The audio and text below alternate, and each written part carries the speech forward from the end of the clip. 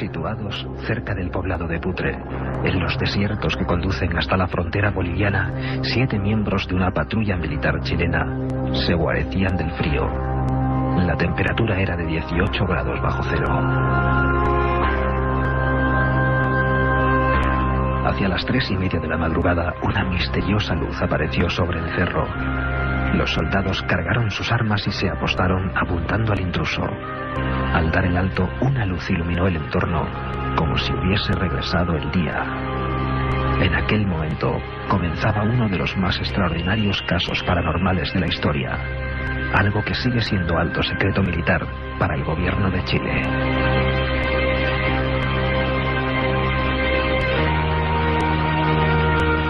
Ahora, 25 años después, algunos testigos de aquella pesadilla rompen su silencio para Milenio 3.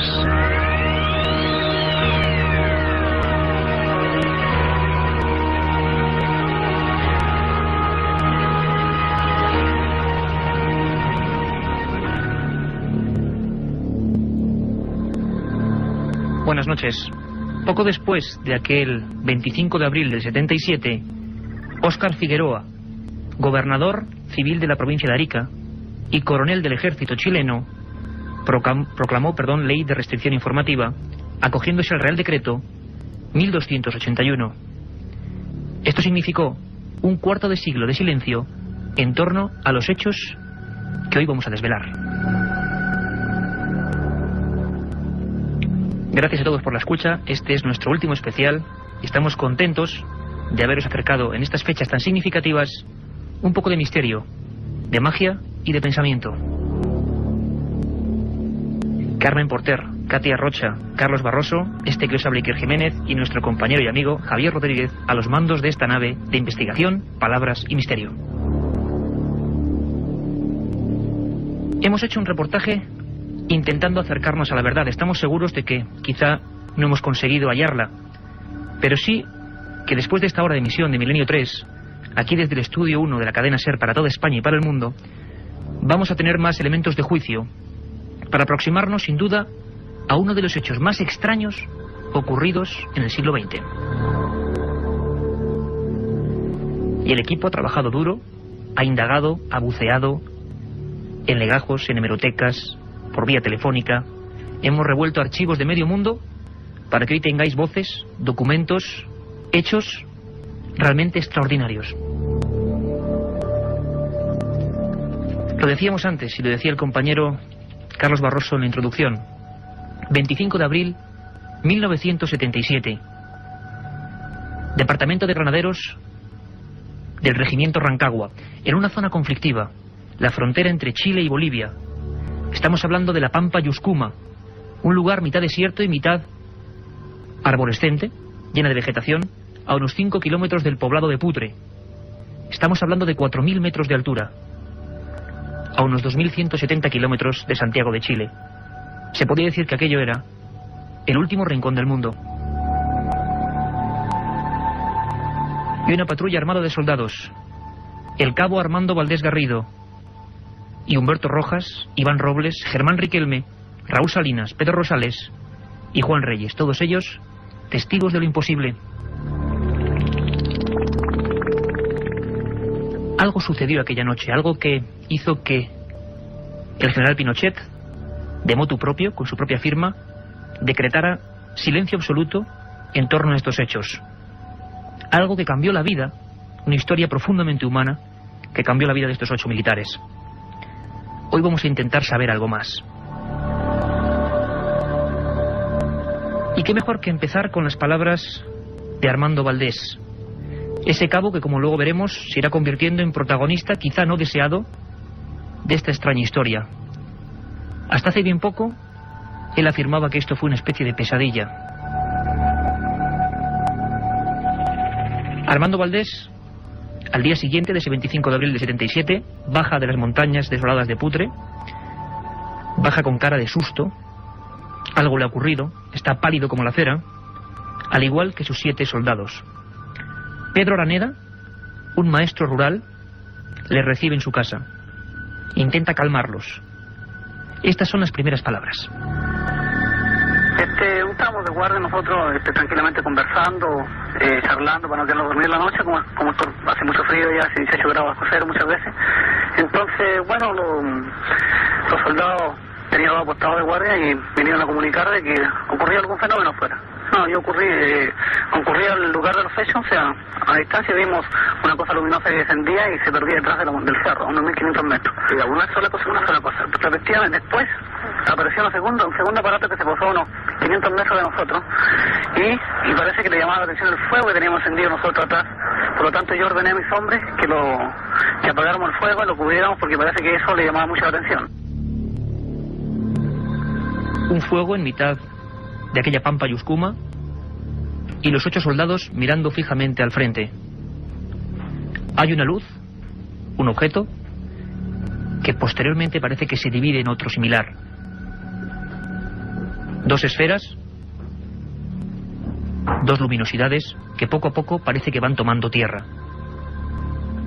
La patrulla observa durante unos minutos. Es Valdés el primero que dice: acerquémonos. Pero Germán Riquelme le sostiene y dice que cuidado, aquello no parece ni un avión, ni un helicóptero, ni nada conocido.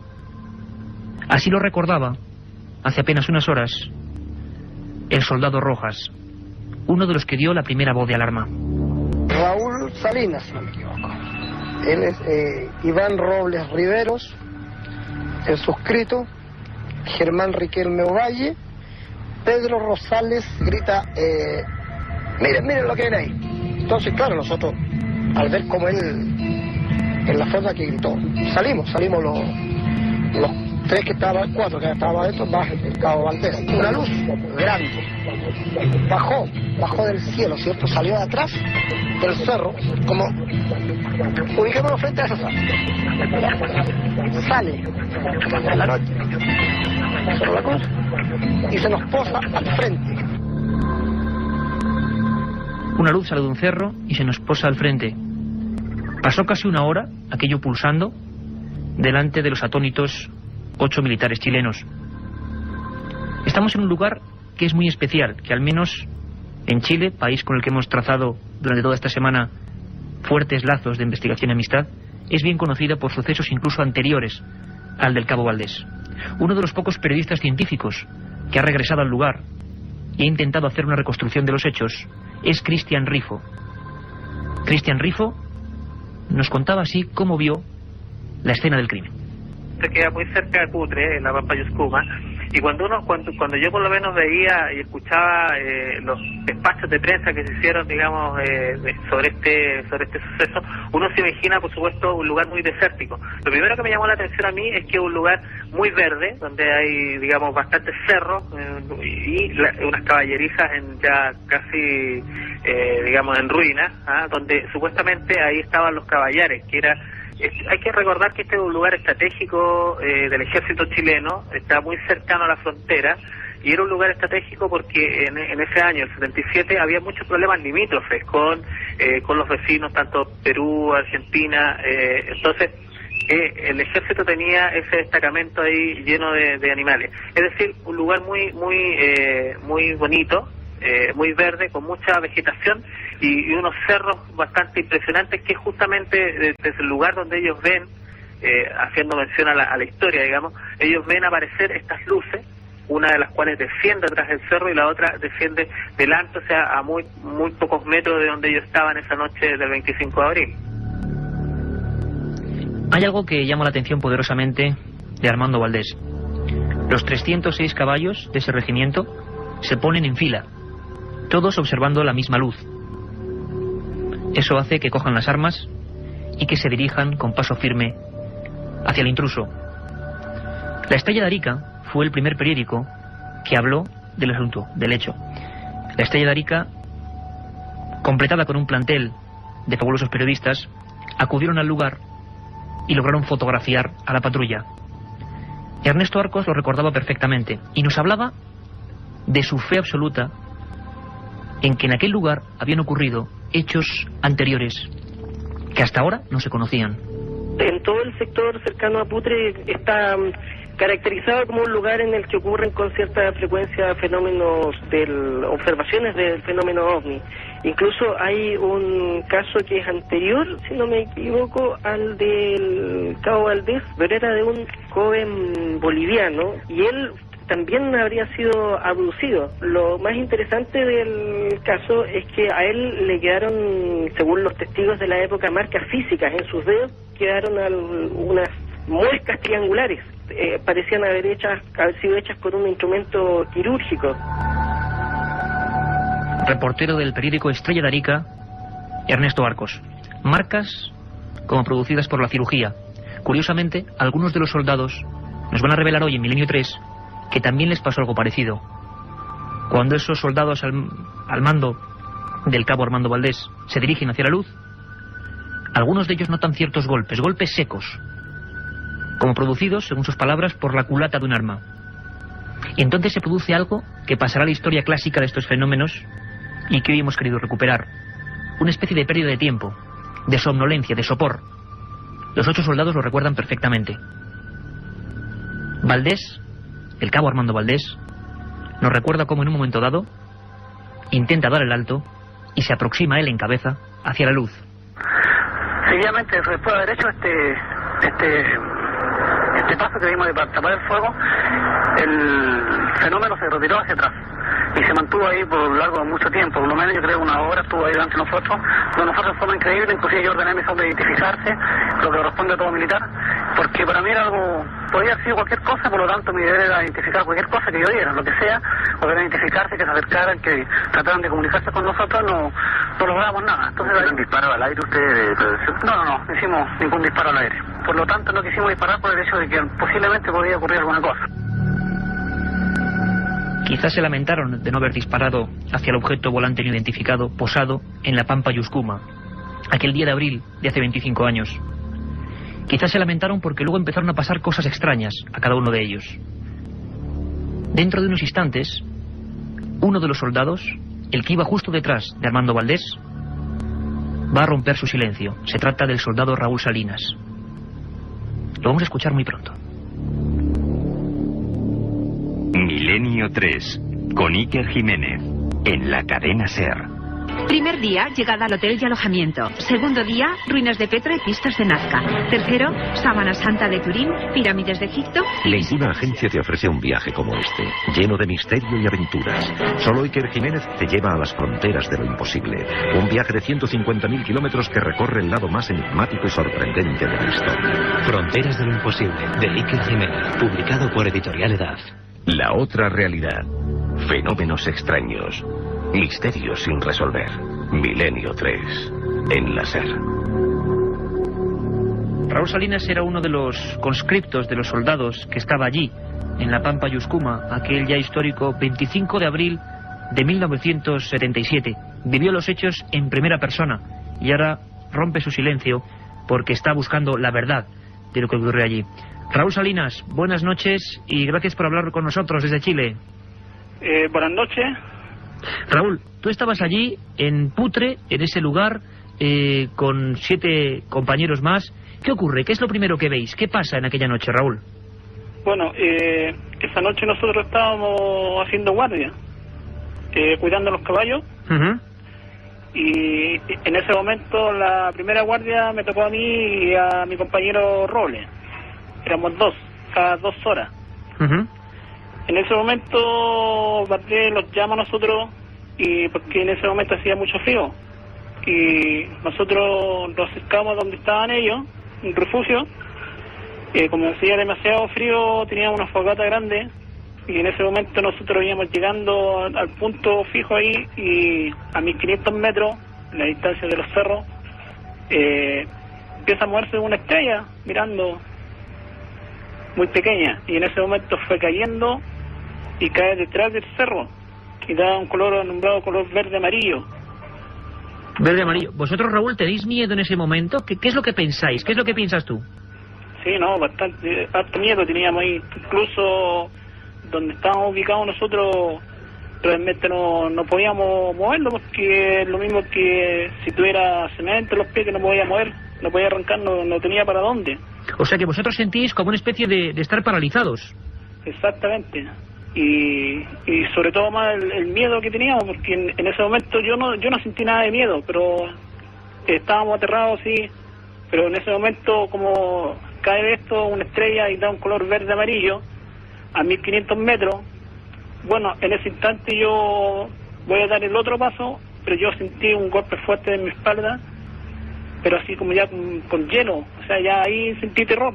Pero Raúl, tú entonces notas como si algo te golpease, esa luz se acerca a vosotros y es cuando uno de vosotros, el cabo Valdés, se adelanta, ¿no? ¿Vosotros qué hacéis mientras tanto? ¿La patrulla qué hace mientras tanto? En ese momento nosotros, yo sentí un golpe en mi espalda nada más. Ajá. Porque incluso tengo 2 marcas en el cuerpo. ¿Tienes 2 marcas en el cuerpo desde entonces, Raúl? Sí. Sí, tengo 2 marcas en mi cuerpo. ¿Como quemaduras o qué son? No, son como vacunas. Cuando miro para atrás, a 1500 metros de distancia del cerro, se forma una neblina blanca. Y de esa neblina empieza a salir una nave. Pero ¿Un objeto? Sí, un objeto, sí. Pero era demasiado grande, sí. Ahí ya sentimos realmente ahí el miedo más fuerte, porque esta nave se lo empezó a acercar hacia nosotros y quedó a una distancia más o menos a 500 metros. De ahí ya nosotros nos relajamos, yo sentí calor, quedamos en pura polera. Y de ahí Valdés, yo lo tenía a la distancia, lo tenía a 3 metros y de los demás lo tenía a 2 metros. Entonces yo sabía para dónde iba Valdés, qué movimiento hacía. Y en ese instante nosotros sentimos sueño. Sí, esto es muy importante, Raúl, muy importante, y además quería preguntártelo. ¿Hay un momento previo en que vosotros parece que os dormís o que perdéis la conciencia? Sí, los quedamos dormidos 10 minutos y después ya despertamos todos juntos, ya empezamos a preguntar por Valdés y ya Valdés no estaba. Bueno, salimos hacia el patio afuera llamándolo, nada, la nave todavía ahí mismo. Sentimos bulla detrás de un muro de 100 metros, un muro, el muro era de 3 metros 40 de alto. Bueno, nosotros nos acercamos y porque sentimos bulla. Y cuando íbamos llegando al muro, yo miro y cae una cosa a los pies de nosotros, pero como que fue arrojado. Cayó del cielo, Valdés. Entonces Valdés se reía y llamaba a la mamá. Llamaba a su madre, Valdés, estaba, pero a la vez se reía como un loco en ese momento. Claro, porque ya los ojos ya lo tenía así desorbitados, así para afuera. Yo me asombré harto porque en ese momento yo temprano, a él le preparé todo para que él se afeitara, se afeitó, quedó bien afeitado. Yo mismo le puse todo ahí y en verlo. Entonces después ya en verlo de nuevo, ya con su barba crecía, entonces ya me asustó. Apareció Valdés esa misma noche con la barba como de una semana prácticamente. Una semana, sí. Entonces ahí yo al menos ya quedé asombrado con él, realmente qué es lo que estaba pasando. Y una cosa importante, Valdés parece que, al menos a España, a todos los cientos de miles de amigos que ahora te están escuchando y que de verdad, Raúl, te agradecemos un montón el esfuerzo que haces por contarlo, porque sé que debe ser un poco duro recordar aquello después de 25 años, pero Raúl, ¿es cierto que Armando Valdés, cuando os mira, dice unas frases muy extrañas, dice unas frases como que se han quedado para siempre ya en vosotros? Sí, no, las palabras que sacó él, dijo bien claro, dijo, ustedes no saben de dónde venimos, quiénes somos. Esa es la palabra que dijo Valdés.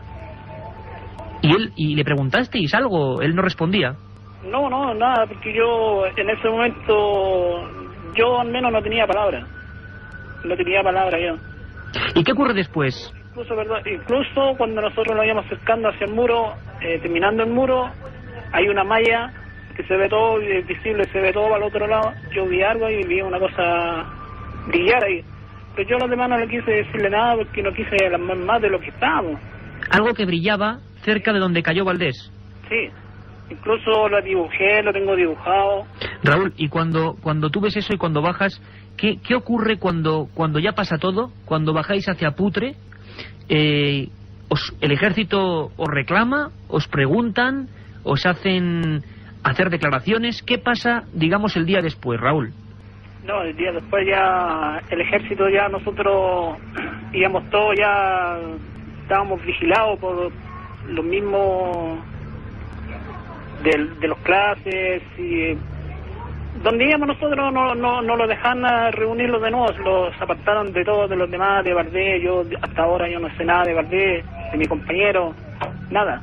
Qué fuerte, Raúl. Es decir, después de 25 años, ninguno de vosotros os dejaron volver a hablar entre vosotros. Nada, no nos dejaron en ningún momento ni respirar. Y si nosotros hablábamos mucho, el ejército dijo que lo iba a mandar para el otro lado.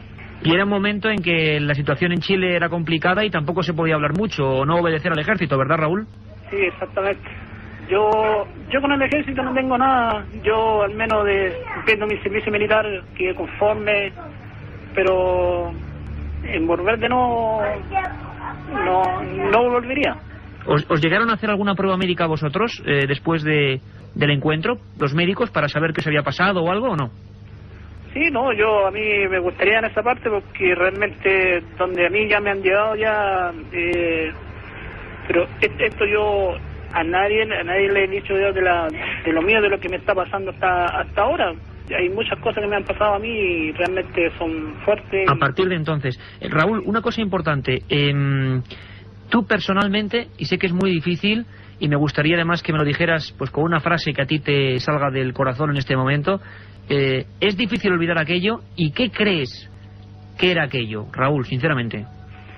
Mire, a mí realmente me ha costado mucho en llegar a ese punto, porque en la misma vida, digamos, ya de salir del ejército, llegar a la casa, de lo que me está pasando a mí, ya como que me entregué a ellos, digamos. O sea, soy uno más, ¿no? ¿Crees que eran seres de otro mundo, Raúl? Sí, el otro mundo yo ya lo conozco ya. Raúl, una cosa importante, Raúl, y te agradecemos mucho de verdad tus palabras valientes, además, en una persona que estaba ahí en el ejército y que vivió estos hechos y que imaginamos, nos ponemos en tu lugar, que es muy difícil olvidarse de aquello, porque te ocurrió a ti y por algo pasó. Pero unas últimas palabras, Raúl, y nos gustaría en alguna ocasión volver a hablar contigo, pero ahora en este momento, para centrarnos en lo que fue el caso, tú imagínate que nos pueden escuchar tus compañeros de patrulla, incluido el cabo Valdés. ¿Qué les dirías a tus compañeros de patrulla ahora a través de estos micrófonos para toda España, Raúl?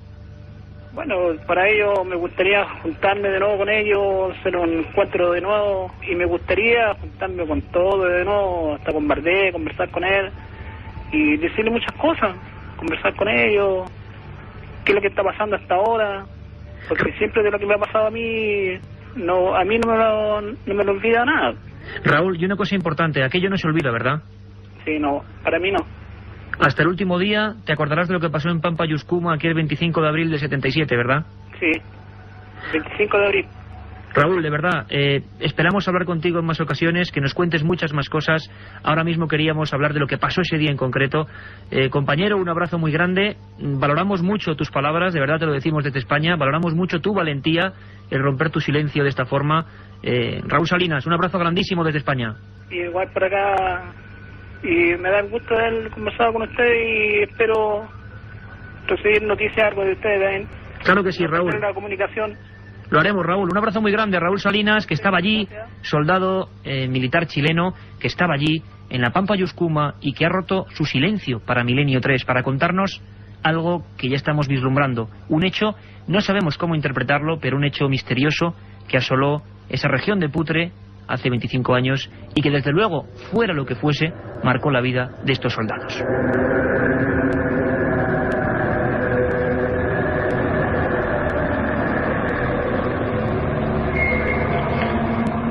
Raúl Salinas, según los corresponsales de France Press en Chile, junto a todos los miembros de la patrulla de Rancagua, fueron examinados minuciosamente en los dos hospitales militares en la época de Santiago. Nunca se hizo público un solo papel. Después de 25 años, el gobierno chileno no ha desclasificado un solo papel sobre esta historia, a pesar de que ya ha transcurrido el plazo legal para hacerlo. En el momento en que Salinas, Valdés, Rojas, Riquelme se meten en la luz, una neblina, como nos ha contado el soldado, parece que invade todo. Algunos miembros notan un golpe tremendo en la espalda, un golpe seco, y creen que pierden la consciencia. Se despiertan y están todos menos Valdés. Es una llanura por completo, sin que nada pueda utilizarse como guarida. ¿Dónde está Valdés? Pasaron así 15 minutos. Y a los 15 minutos, una voz, completamente angustiada, un grito. Muchachos. Como nos ha contado Raúl Salinas, como un fardo caído del cielo, apareció el militar, con su uniforme, con el arma a un lado. Algunos testigos, como Pedro Araneda, hablaban de armas completamente retorcidas, de cañones, de fusiles completamente retorcidos. También algunos otros hablaban de objetos en el suelo, de trozos de aluminio. Lo cierto es que Armando Valdés Garrido, después de gritar muchachos, como enloquecido, empezó a llamar a su madre. Los soldados lo cogieron en brazos y se dieron cuenta de una cosa. A pesar de que a las 9 de la noche de aquel día el propio Raúl Salinas le había dado los efectivos para afeitarse, tenía una barba de 5 días. Un detalle poco significativo, de no ser porque su reloj no marcaba el 25 de abril, sino el día 30, y estaba parado a la misma hora en que apareció el objeto volante no identificado. Armando Valdés Garrido, siempre según las fuentes de los 8 soldados, dijo unas frases, como si no fuese él, con un estado de locura. Dijo: ustedes no saben quiénes somos ni de dónde venimos, pero regresaremos. A partir de ese instante, nadie sabe qué ocurre con estos soldados. Son diseminados por completo. El silencio más absoluto. Y ahora precisamente Milenio 3 quiere penetrar y romper ese profundo silencio oficial.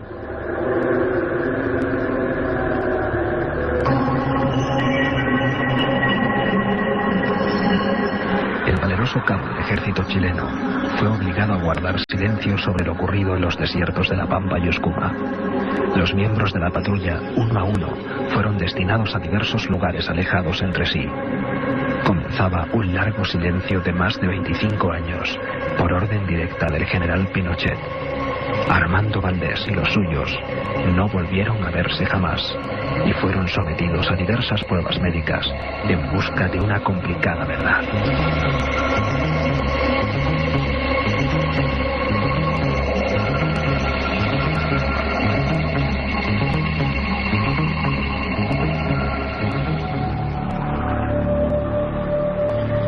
La Junta de Jefes del Estado chileno decretó el silencio absoluto, amparándose en el decreto, para no dar ningún tipo de información. Fueron completamente apartados unos de otros, nunca han vuelto a hablar entre ellos. Lo más curioso, y nadie sabe por qué, es que el 19 de septiembre del año 77, Armando Valdés Garrido, el jefe protagonista de lo que le ocurrió a esa patrulla en Pampa y Uscuma, hizo el desfile armado de cada año en Chile, solo y por delante de todos los mandos. Nadie sabe por qué. ¿Qué ocurrió en ese lugar? ¿Quedó algún resto? ¿Se investigó de alguna forma? Humberto Rojas, otro de los soldados, hoy suboficial de Carabineros en Chile, nos hablaba de que al día siguiente pudieron ver marcas en el terreno. De esto jamás ha dicho oficialmente una sola palabra. ¿Por qué no digo que era grande? Porque la nota explica los cráteres que quedaron, ¿cierto? Eran 2 al lado del centro, digamos así. Entonces no eran pequeños. Ahí habla de una nave grande, de un objeto grande. El cabo Valdés, que era muy religioso, comenzó a rezar y nos decía a nosotros también que rezáramos. Entonces él decía, dentro de sus plegarias lógicamente, y él gritaba, ¿cierto? Identifíquense, porque ¿qué pasó? Que esa luz se posó, y mi cabo, lo buscábamos, gritamos, no apareció. ¿Dónde estuvo Armando Valdés? ¿Qué pasó con su reloj? ¿Por qué se había adelantado en el tiempo? Un año después, el maestro Pedro Araneda confiesa a un periodista, Luis de Roche, y a su compañero Luis Maturana, esa curiosa incidencia, el hallazgo de un trozo de aluminio, algo parecido al hierro de un motor. No sabemos qué fue de él. Lo cierto es que Luis de Roche y su compañero enfermaron. Este primero murió después de manipular aquel objeto de forma extraña. Sería uno de los mitos o leyendas, quizá no certeras, que han rodeado, como extraños parásitos, esta historia envuelta en silencio.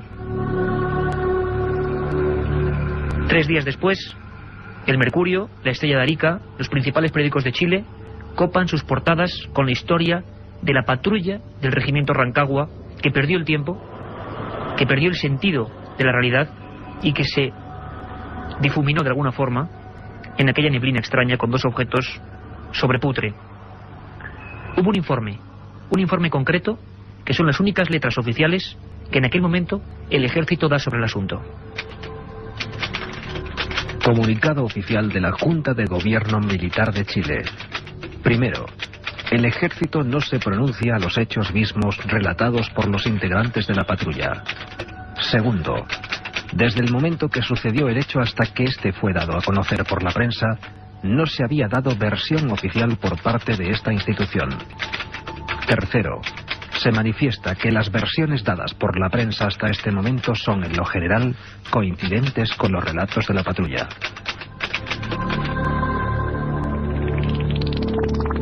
Una extensa tela de silencio se empezó a cernir sobre todos los protagonistas de esta historia.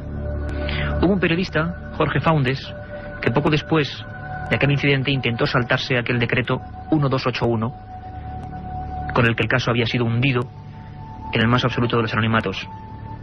Envió una carta al principal gobernador de Santiago de Chile en la época, y es muy curioso su respuesta. La respuesta en concreto firmada por el gobernador y coronel del ejército Óscar Figueroa. Negaban, después de esta carta, la posibilidad de hablar con los testigos, pero decía en uno de sus textos: cumplo con dar respuesta a su petición de autorizar al cabo del segundo ejército Armando Valdés Garrido y al resto de la patrulla para que sean entrevistados por este diario con relación a su participación como testigos en una experiencia extraterrestre ocurrida el 25 de abril de 1977 en la localidad de Putre. Experiencia extraterrestre firmado por Óscar Figueroa, coronel del ejército de Chile. Muchos mitos en torno al silencio de todos los protagonistas, muchos mitos en torno a qué ocurrió en esos 15 minutos en que el cabo Valdés se esfumó delante de la patrulla, mucho silencio en torno a por qué algunos guardan marcas en su piel desde aquel día. ¿Por qué, por ejemplo, las armas, los fusiles que ellos llevaban, estaban completamente retorcidos según los testigos? ¿Cómo es posible que algo que no existe dejara esas marcas como embudos donde la tierra había sido extraída, como aspirada? ¿Qué clase de broma gigantesca se había gestado en aquel lugar desértico del norte de Chile, casi en la frontera con Bolivia? Empezó un organigrama del silencio, como hemos dicho. Y vamos a hablar con una persona que nos va a contar cosas que no se han dicho hasta ahora. Hablábamos de mitos que a veces se adosan a estas historias. Quizá hay un caso matriz real, pero luego el tiempo, el desconocer los datos, las bocas selladas, hacen que cada uno quizá aporte de su cosecha. ¿Es cierto que Pinochet personalmente consideraba al cabo Valdés y a la patrulla como unos elegidos? Hubo un periodista español que se entrevistó personalmente con Augusto Pinochet y hablaron del tema. Vamos a conocerlo. Milenio 3. Periodismo de lo desconocido. En la SER. Juan José Benítez, no hace falta ninguna presentación, investigó profundamente el asunto del cabo Valdés, de Armando Valdés Garrido. Se desplazó a Chile en varias ocasiones y de primera mano supo el aparente oscurantismo, la ocultación, o por lo menos las reservas que tenía la Junta Militar sobre el caso de este individuo. Juanjo Benítez, buenas noches y bienvenido a Milenio 3. Muchísimas gracias. Igualmente, buenas noches y feliz año para ti. Y feliz año para ti, Juanjo, claro que sí.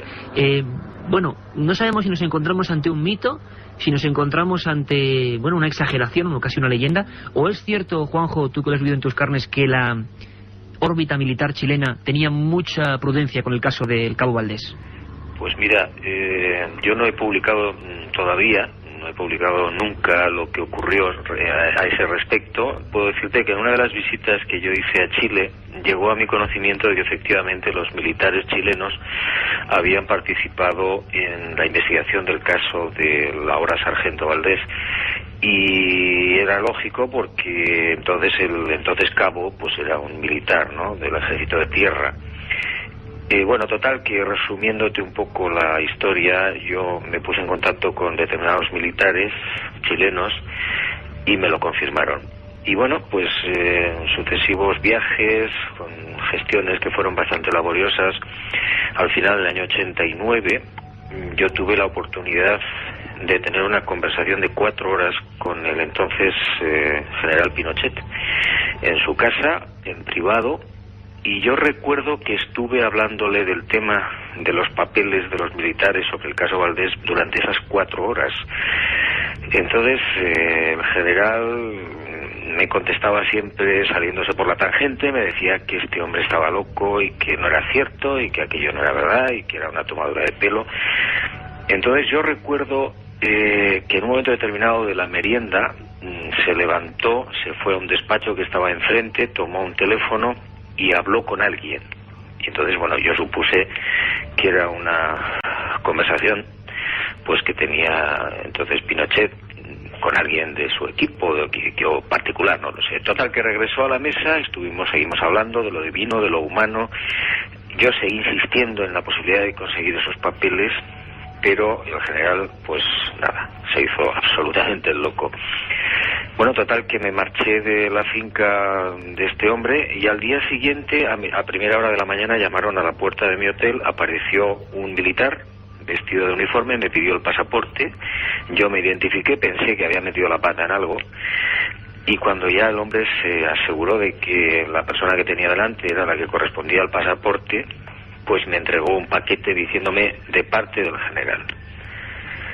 Yo me quedé absolutamente absorto, abrí el paquete y era toda la documentación oficial militar, secreta y confidencial hasta estos momentos que yo te lo estoy revelando a ti, Iker, sobre el caso Valdés. Una documentación que yo no he publicado todavía. Caramba. Juanjo, ese paquete misterioso, ¿nos puedes comentar algo? Sé que es difícil, pero o al menos mezclado con tu opinión. ¿Ese paquete, por ejemplo, cambió tu opinión de esta historia clásica que hoy estamos recordando?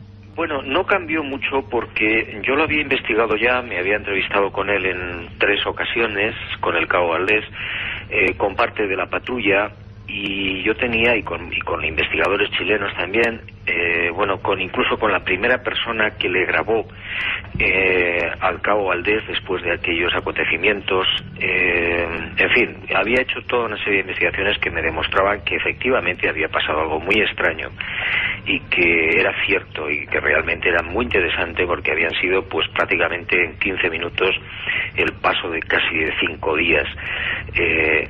Entonces lo que yo vi en estos papeles eran informes médicos, informes de los psiquiatras, especialmente sobre las investigaciones que habían hecho sobre esta persona y que pues confirmaban que efectivamente había habido un problema y que algo había sucedido, ¿no? Entonces a mí no me sorprendió, me sorprendió por un lado porque los militares siempre habían negado que hubieran participado, ¿no?, en ese tipo de investigación, y esos papeles demostraban físicamente que no era así, es decir, que realmente los militares se lo habían tomado muy en serio, por lo menos los militares chilenos, también los norteamericanos, y que el caso era auténtico. Pero una de las cosas que no quiero que se me olvide es que al cabo de unos años yo regresé, o al cabo de unos meses regresé a Chile, volví a ver al general Pinochet en su casa. Y yo recuerdo que en otra conversación que tuve con él allí, le pregunté y le dije, pero vamos a ver, mi general, usted estuvo negándome durante 4 horas que el caso fuera real, que el señor Valdés era un loco, etcétera. Y sin embargo, al día siguiente usted, a través de un ayudante suyo, de un edecán, me entregó, supongo que parte de la documentación que habían efectuado los militares. Entonces, el general se me quedó mirando y en voz baja me dijo, usted no lo va a creer, pero los norteamericanos graban todas mis conversaciones. Tremendo. Juanjo, da la sensación también de que este caso se llama el cabo Valdés, pero que hubo toda una patrulla que también sufrió por lo menos algunas anomalías. ¿Tú has llegado a pensar que esa patrulla de 7 hombres también parece que perdió el tiempo, la consciencia, o que fueron partícipes de la misma historia extraña? Por lo que yo he podido averiguar directamente con varios de los miembros de la patrulla, creo que no. Creo que ellos... lo que pasa es que la historia es bastante más larga de lo que siempre se nos ha contado, lo que hemos leído. La historia es un poco más complicada. Pero realmente los soldados que están allí, la patrulla que están con los caballos en aquel lugar, en el fin del mundo y casi a 15 grados bajo cero, pues lo que hacen es ver una serie de evoluciones de unos objetos que terminan descendiendo a cierta distancia, no demasiada, y bueno, que según me contaron no era la primera noche que los veían, sino que ya los habían visto en otras oportunidades. Pero que yo sepa, por lo que he podido deducir de las conversaciones directas con los miembros de la patrulla, creo que no hubo ningún tipo de alteración en cuanto al tiempo, etcétera. Sí la hubo respecto al cabo Valdés. El cabo Valdés sí reaccionó, como nos han contado, desapareció de la vista de la patrulla y a los 15 minutos aproximadamente apareció otra vez con el reloj que llevaba, el calendario alterado y con una barba muy cerrada. Yo recuerdo que estuve entrevistando a la primera persona que le habló al cabo Valdés después de la experiencia, y repito que le grabó, y bueno, de las cosas que insistía es que este hombre se había afeitado antes de iniciar la guardia y sin embargo presentaba una barba de 5 días. Ese maestro Pedro Araneda, ¿no?, que era el primero que al parecer recibió a la patrulla y se quedó horrorizado ante el espanto que demostraban estos. De todas formas, Juanjo, hay un detalle que tú estoy seguro que has conocido en otros asuntos, que es sospechoso, y es que parece ser que la patrulla es diseminada y nunca más vuelven a juntarse, nunca más pueden compartir opiniones, e incluso algunos de los soldados echan en falta esto, ¿no? Sienten rabia de no haber podido, bueno, pues hacer una especie de refrendo de opiniones entre ellos. No les volvieron a dejar hablar. ¿Esto es significativo? Sí, es muy significativo y efectivamente, como tú dices muy bien, los diseminaron a las pocas horas. Bueno, pues cada uno se fue por un lado. Los mandaron a cada uno a diferentes lugares, y lo más grave de todo esto es que había una familia de campesinos relativamente cerca que vieron lo que pasó esa noche, y que algunos fallecieron de cáncer. Hubo una serie de objetos que aparecieron extrañamente en la zona, que los recogió, algunos de ellos los recogió esta familia, y bueno, al cabo de un tiempo murieron, como te digo, de cáncer. Es decir, hay toda una historia que no se ha investigado suficientemente bien, o que por lo menos no se ha difundido, que efectivamente pues nos dice que hubo un caso muy interesante, muy complejo, y como tú decías muy bien al principio, pues uno de los clásicos ya, ¿no? Lo que sí creo es que en el caso concreto de Valdés, este hombre era una persona muy cuerda, o es una persona muy cuerda. Lo que pasa es que tuvo, no sé si la buena o la mala suerte, de entrar en una iglesia que al final, pues no sé cómo, de qué manera consiguieron que su experiencia fuera identificada por el propio Valdés como cosa del diablo. Juanjo, y ya por último, y sé que es muy difícil, pero para resumir, ¿tú qué crees que ocurrió? Es decir, ¿qué le pasó a esa patrulla y dónde pudo haber estado esos 5 días este individuo? Pues mira, es uno de los grandes misterios de este caso. Nadie sabe realmente qué es lo que pasó en cuanto a la distorsión del tiempo. Yo estoy seguro, completamente seguro, que efectivamente por lo menos aparecieron 2 objetos, 2 naves.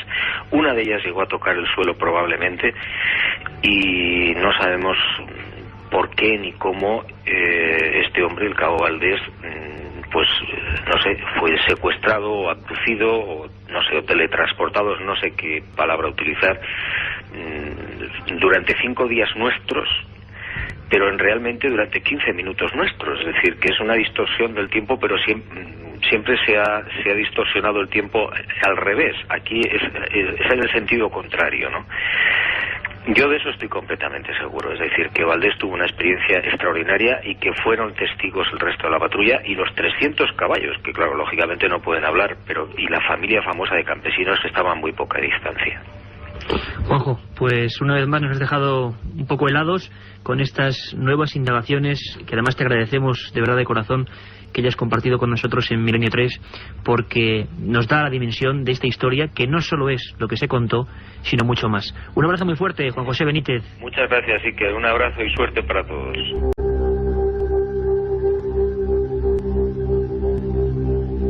Milenio 3, con Iker Jiménez, en la cadena SER. Milenio 3, con Iker Jiménez, en la cadena SER. Aparte de gozosos, dolorosos, gloriosos, los misterios de la Iglesia son sorprendentes e inexplicables. La periodista Carmen Porter te ayuda a desvelarlos en Misterios de la Iglesia, una obra que saca a la luz los episodios más impactantes del fenómeno religioso. Exorcismos, apariciones, cuerpos incorruptos, estigmas. Misterios de la Iglesia, de Carmen Porter, publicado por Editorial Edad. Milenio 3. Periodismo de lo desconocido. En la SER. Ya sabéis que hay una dirección, una forma de contacto directo con nosotros, milenio3@cadenaser.com, milenio3 con número @cadenaser.com, y un contestador, 915324532, 915324532. Hemos escuchado al soldado Humberto Rojas, al soldado Raúl Salinas, las palabras de Armando Valdés, las primeras que hace a ese profesor. Luego escucharemos otras muy interesantes.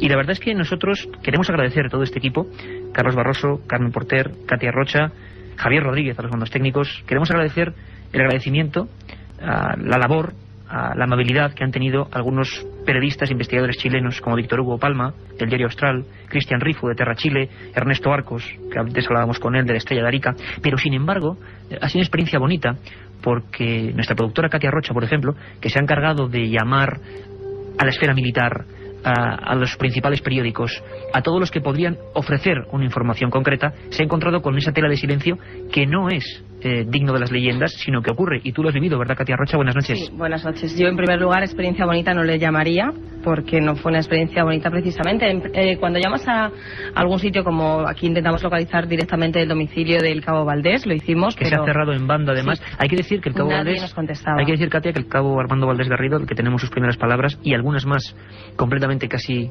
inaudibles, hemos podido recuperar trozos de esa primera declaración al maestro Pedro Araneda, según baja de Putre. Lo cierto es que él solamente, ante la orden de Pinochet, pudo entrevistarse con Benítez, y en escasísimas ocasiones ha declarado nada. Lleva mucho tiempo oculto, y el silencio primero ha sido por parte de él y por otros miembros de la patrulla. Pero además ha habido... Su línea telefónica existe, pero es como si los teléfonos, cuando desconectas un teléfono, le quitas directamente la corriente al hilo telefónico y deja de funcionar. ¿La autoridad militar?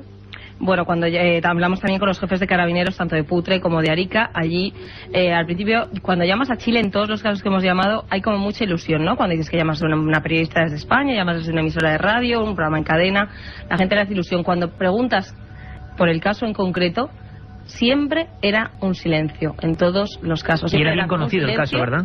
Era bien conocido. Vamos, se notaba muchísimo que lo conocían, pero siempre había un silencio.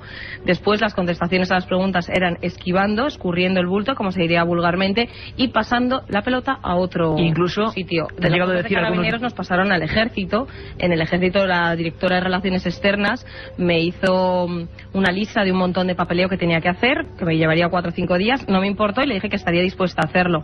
Y cuando me vio tan dispuesta a hacerlo, me dijo palabras textuales: ni lo intente, le van a denegar ese permiso, de ese asunto no se habla. Incluso, por último, Katia, algunos periódicos célebres chilenos te han dicho que de ese caso no se puede hablar, no quieren hablar. Concretamente el diario Mercurio de Santiago de Chile me dijo que era un tema que allí no se podía hablar. Sin embargo, el de Arica es cierto que nos trataron muy bien. A pesar de todo, gracias, Katia Rocha, hemos podido penetrar en parte en ese silencio.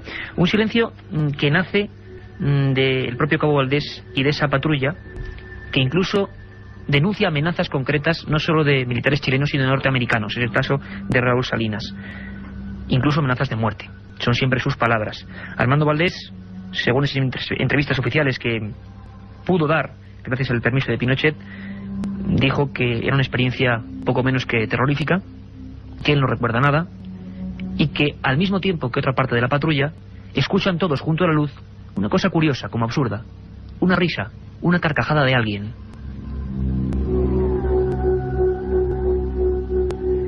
La verdad es que esos 15 minutos en que ese hombre estuvo esfumado en un lugar completamente llano delante de su patrulla armada son uno de los grandes clásicos de los misterios españoles. Estamos ante uno de los chilenos, perdón, estamos ante uno de los grandes casos, expedientes X, si podrían decir, de toda América y más importantes del siglo XX, sobre todo por esa especie de, vamos a decirlo así, conspiración del silencio que ha habido entre todos. Valdés, como decimos, bajó con la barba bruñida de varias semanas, los ojos desorbitados, casi balbuceando, profiriendo frases extrañas, y aún así, ya más calmado, pudo hablar con el único maestro de Putre en la época, Pedro Araneda. Incluso en ese momento le dijeron ¿por qué no hacer una hipnosis para intentar recuperar esos 15 minutos? Y esto es lo que respondía Valdés en aquel año 77. Ahora, ¿a usted no le gustaría someterse a un tratamiento hipnótico con la posibilidad de poder recordar esos 15 minutos que tiene totalmente vacío en su mente? Encantado, no me negaría bajo ningún punto de vista, porque tanto yo como montones, y ahora más que nunca, millones de seres estarán interesados a ver qué pasó, y más yo que me sirve la experiencia, así que yo encantado de poder ver qué pasó durante 15 minutos. A lo mejor descubro algo y a lo mejor me dieron el número de apoyo a gol y yo no lo sé, así que tengo que... Yo lo haría encantado, no tendría problema. No tendría problema, sin embargo no nos ha llegado un solo papel oficial médico de los hospitales militares de Chile que nos diga que esto se llevó a cabo. Sin embargo, da la sensación de que la propia patrulla tiene la certeza de que con todos ellos realizaron todo tipo de experimentos en busca de una misteriosa verdad. Es curioso porque Armando Valdés y la patrulla nunca han hablado tácitamente de extraterrestres. Sin embargo, Salinas, Robles y otros llegan a describir, como nos ha contado antes ese soldado, la presencia no solo de los dos objetos, sino de algo muy luminoso detrás de un muro e incluso algo parecido a una silueta. Sin embargo, ninguno de ellos habló de extraterrestres, seres de otro mundo, ni mucho menos dijeron que fueron secuestrados. Simplemente no han querido volver a hablar. Yo le preguntaba a Cristian Rifo, una de las personas en Chile que más nos ha ayudado, que volvió para hacer ese magnífico libro Encuentro ovni en Putre, y reconstruyó poco a poco los hechos. Se encontró, como nos hablaba antes, esas caballerizas ya demolidas, se encontró un lugar extraño, con desierto y con vegetación a la vez, y se encontró sobre todo el marco donde no sabemos por qué ni cómo ocurrió algo difícil de analizar. Cristian Rifo nos destacaba para él el gran enigma pendiente de esta historia que, por lo que parece, oficialmente nunca va a ver la luz. Yo creo que los 15 minutos en los que Valdés desaparece completamente, yo creo que siguen siendo sin duda el enigma pendiente en este caso. Ya hemos podido, como tú dices, reconstruir todo lo que pasó desde la noche, digamos, en que ellos llegan a Pampa Yuscuma hasta que se van al día siguiente. O sea, todo ese recorrido nosotros lo pudimos hacer. Incluso fuimos en la noche con Salinas, hicimos toda la reconstitución de los hechos, digamos. Tenemos el testimonio de ellos, cómo era el objeto, qué tamaño tenía más o menos. O sea, sabemos todos los detalles, pero siempre esos 15 minutos en los cuales nadie sabe exactamente qué fue lo que le pasó a Valdés, esos siguen siendo los 15 minutos que nosotros en algún momento esperamos reconstruir. Aquí también en Milenio 3 hemos intentado no solo reconstruir, sino dar a conocer esta extraña historia. No sabemos qué la produjo, ni cuál era la naturaleza de ese objeto o de esos efectos extraños que asolaron a esa patrulla. Sin embargo, el cabo Armando Valdés Garrido y los soldados Humberto Rojas, Iván Robles, Germán Riquelme, Raúl Salinas, Pedro Rosales y Juan Reyes ya no pueden ser iguales al resto, por mucho que lo intenten. Con todos los que hemos podido hablar nos decían que hasta el último de sus días no podrán olvidar aquella experiencia. Este que os habla, Iker Jiménez, os daba una noticia misteriosa, y el equipo además lo traía aquí con datos fidedignos. En Chile había polémica, de nuevo también ese término enrolado al misterio. Había polémica porque, atended bien, un extraño ser de pequeño tamaño, de gran cráneo, de largos dedos, un aspecto monstruoso, se encontraba en una parte, en un territorio del sur de Chile. Bueno, nos hemos puesto a trabajar, hemos puesto a todo el equipo detrás de pistas y hemos encontrado historias fascinantes. Es decir, el caso de Chile no era el primero. Por ejemplo, en Puerto Rico, en el año 76, se puso de moda el término garadiábolo.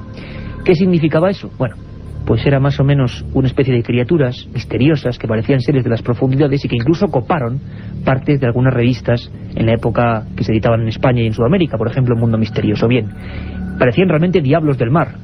Un día hablaremos de los hombres peces, o supuestos hombres peces. Hay más de realidad de lo que parece, pero estos eran un auténtico fraude. Los pescadores intentaban cortar de alguna forma un tipo de pez plano, semejante al lenguado o parecido a una raya, e intentaron engañar a algunos científicos, y lo consiguieron en la primera época. Era un fraude. Lo que no se sabe si es un fraude o no es lo que ha pasado en Chile hace apenas 7 días.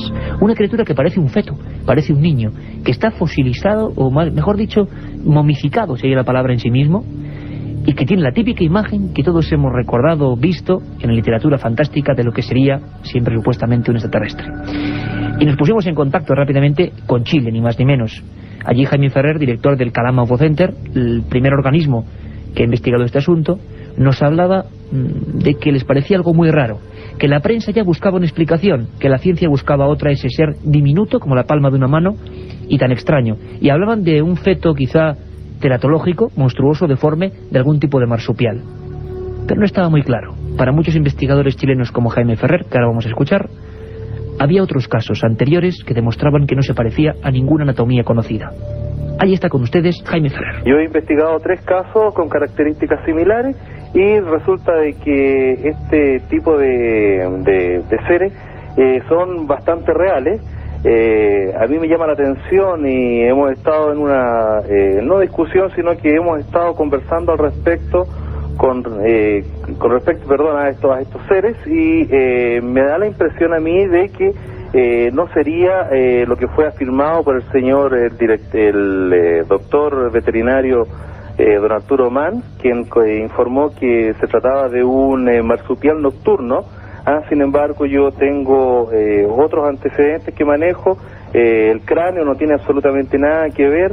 Las características de este pequeño ser de no más de 7,2 centímetros de estatura me muestran que tiene brazos, tiene piernas. Además, las características fisiológicas que post-mortem de este ser no tiene nada que ver con un organismo natural, porque supuestamente estaba vivo y prácticamente de la noche a la mañana apareció en completo estado de momificación. Entonces eso es totalmente atípico, pero para mí no resulta algo nuevo, porque esas características también las he visto acá en pequeños seres que lamentablemente la gente que los ha hallado le ha producido cierta repugnancia porque no son agradables a la vista y simplemente los han tirado a la basura. Nuestro magnífico técnico, Jorge Martínez, y buen amigo, sostiene ahora mismo en sus manos unas fotografías del ser de Chile y me mira un poco espantado, tengo que decirlo así, a estas horas de la noche, y es que el bueno de Jorge Martínez, con este que os habla, con Iker Jiménez y con Carmen Porter, estamos envueltos de esa penumbra que siempre creamos aquí, en el estudio de la cadena SER. Estamos en plena oscuridad, con este fondo sonando que espero que os envuelva a todos y cada uno de vosotros. Y la verdad es que Jorge, como decimos, tiene entre las manos las fotos y ahí está el misterio. Un ser pequeño que no se parece a ningún animal que nosotros conozcamos, que se aleja de esos marsupiales o incluso monitos del desierto, que es una de las teorías que nos contaba Carmen Porter la semana pasada, cuando esto era noticia recién salida de Teletipos. Bueno, yo creo que los que sois amigos de Milenio 3 y cada vez por fortuna sois más, los vemos cada día en milenio3@cadenaser.com, en vuestra cantidad de correos electrónicos, los que sois amigos de este programa os dais cuenta de que a veces las explicaciones que se dan a bote pronto cuando ocurre un misterio pues no son muy creíbles, porque luego, bueno, sabemos igual 20 años, 25 años después, cuando se desclasifican estos informes, que no era lo que nos decían. Lo hemos visto en Belmed, ¿verdad?, en las caras de Belmed, lo hemos visto en un montón de casos. Y hablo de Belmed porque hablo de España, y hablo de España porque aquí también han ocurrido fenómenos de este tipo. Me vais a decir que bueno, que de dónde sacó eso. Bueno, pues parece ser que en 1989, en un bosque de Girona o de Gerona, toda una familia se encontró con lo que se dio a conocer en la prensa en la época como el gnomo de Girona. Se dijo que podía ser un feto de rinoceronte teratológico. Al decir teratológico me refiero siempre a fetos monstruosos, ¿no?, desgraciadamente. Pero aquello, según se publicó, al menos en la época, se movía. Y se le apareció a una familia, e incluso hizo una especie como de extraño movimiento delante de ellos y lo atraparon. Las fotografías, al igual que las del ser de Chile, son espantosas. Un ser misterioso, azulado, metido en un bote de formol. Hay alguien que sigue esta historia, alguien que es pues otro amigo, como no, de nuestro equipo, Francisco Contreras, al conocéis perfectamente, que es nuestro corresponsal en Levante. Y ejerció su labor también en Cataluña porque estuvo por allí, indagó, preguntó, buscó. Y Francisco Contreras siempre persigue la verdad, y por eso está aquí a estas horas de la noche. Francisco, buenas noches. Buenas noches, Iker. Buenas noches a todos los oyentes de Milenio 3 desde la capital del Turia, Valencia, con esa tenue luz también aquí. También ahí. Eso es bueno, que sea una norma, compañero del equipo de Milenio 3. Vamos creando penumbras, en el buen sentido, ¿verdad? Siempre con criterio y con escepticismo, pero envolviéndonos de la belleza del misterio. Francisco, sé que es difícil, prácticamente en titulares, por favor. ¿Qué pasó en Gerona que tenga que ver con esta historia del extraño monstruo de Chile? ¿Qué pasó? Pues que buscamos la verdad y que encontramos dos verdades en uno de los casos relacionados con seres extraños, ¿no? Como el de Chile. Como bien decías, ocurrió en septiembre de 1989, que hago un recorrido fotográfico por los hechos, cuando un matrimonio, supuestamente o presuntamente un matrimonio, se encontraba en una zona llamada el Bosque Encantado, en los alrededores de Gerona. El matrimonio, para más señas, según las divulgaciones que se hicieron del caso, se llamaban Añons y Pujals. Bueno, pues ese matrimonio se encontraba en ese Bosque Encantado, entre comillas, como es conocido, y halló o observó como un ser muy diminuto salía de los matorrales, comenzaba a correr alrededor de ellos. Tragicómicamente la escena era, o llegó a ser, que se subía encima de un radiocassette portátil emitiendo un extraño alarido. Ellos se quedaron perplejos, atónitos. Empezaron a perseguirle por todo el campo y llegaron a capturarle. Le capturaron y le metieron en una jaula donde vivió, o llegó presuntamente a vivir, 24 horas. Si quieres... 24 horas Francisco estuvo vivo dentro de ese primer bote. Es el mismo bote, es un bote, hay que decirlo, de una marca muy célebre que todos tenemos ahora mismo en la mente, sin decir la marca, de café. Un bote de cristal cerrado donde las fotografías están ahí y son espectaculares. Sí, yo te describo, si quieres, rápidamente cómo es aquel ser que todos los oyentes de Milenio... Antes, Francisco, perdóname, compañero, un detalle. Mucha gente, siempre que damos este tipo de noticias, nos dice dónde están esas imágenes. Y yo, desde luego, os encomiendo a la página web www.ikerjimenez.com. También podéis acceder a través de www.milenio3.net, ikerjimenez.com o www.milenio3.net, y ahí vais a ver un artículo de Francisco Contreras Gil con las fotografías de ese ser, las fotografías del gnomo de Girona en toda su expresión, esplendor del término. Unas fotografías impactantes que están ahí, un ser metido en una especie de líquido, de formol, y que es impresionante. Francisco, espera un segundito porque volvemos en un momento. La otra realidad. Milenio 3. En la cadena SER. Aparte de gozosos, dolorosos, gloriosos, los misterios de la Iglesia son sorprendentes e inexplicables. La periodista Carmen Porter te ayuda a desvelarlos en Misterios de la Iglesia, una obra que saca a la luz los episodios más impactantes del fenómeno religioso. Exorcismos, apariciones, cuerpos incorruptos, estigmas. Misterios de la Iglesia, de Carmen Porter, publicado por Editorial Edad. La otra realidad. Milenio 3. En la cadena SER. En esta semioscuridad del estudio 1 central de la cadena SER en Madrid, en conexión con Valencia, con nuestro corresponsal Francisco Contreras, seguimos hablando de ese gnomo de Girona. No ha sido el único caso, aumentábamos lo de los garabiábolos, y también incluso, año 78, Playa Arendira, en Puerto Rico, una especie de tronco extraño que parecía, sinceramente, el de un extraterrestre, que al final tampoco subimos nada, los informes y el objeto se perdieron. Algo pasó en Gerona también así. Parecía que era un tipo de tiburón muy extraño, pero nunca lo pudimos saber. A veces estas muestras, estos seres, acaban perdiéndose. En Chile están las fotos en todos los periódicos de Chile. Seguimos hablando, Francisco, del retrato robot de esa figura misteriosa a la que se le denominó, incluso gnomo. Fue llamado el gnomo de Girona. Todos los oyentes hay que recordar que pueden ver esas fotos del gnomo de Girona, del duende entre comillas de Girona, en ikerjimenez.com. Te hago la descripción. Medía alrededor de 12 centímetros, tenía un color, en principio cuando estaba vivo, azulado, y luego, según los supuestos testimonios, pasó a una tonalidad amarilla, y tenía una especie de protuberancia en la cabeza y los ojos de un color rojo. La verdad es que las fotos son espectaculares, y el caso Montesía fue divulgado por multitud de medios de comunicación, tanto especializados como no especializados, y ahora lo podemos encontrar en enciclopedias temáticas dedicado a lo insólito.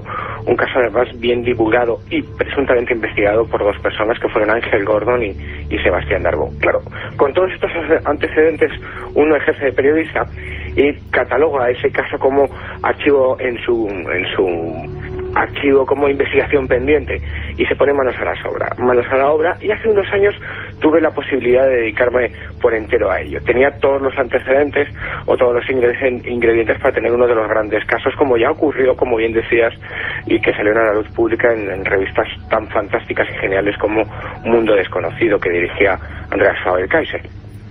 Bueno, encontramos la verdad, o encontramos dos verdades. Por un lado, encontramos a los autores del descubrimiento, los verdaderos autores de encontrarse a aquel ser que se llamaba Manuel Tello, y a su hija Cecilia Tello, que eran de Gerona, y nos daban la primera verdad, que nada de lo que se nos había contado era verdad. Nada.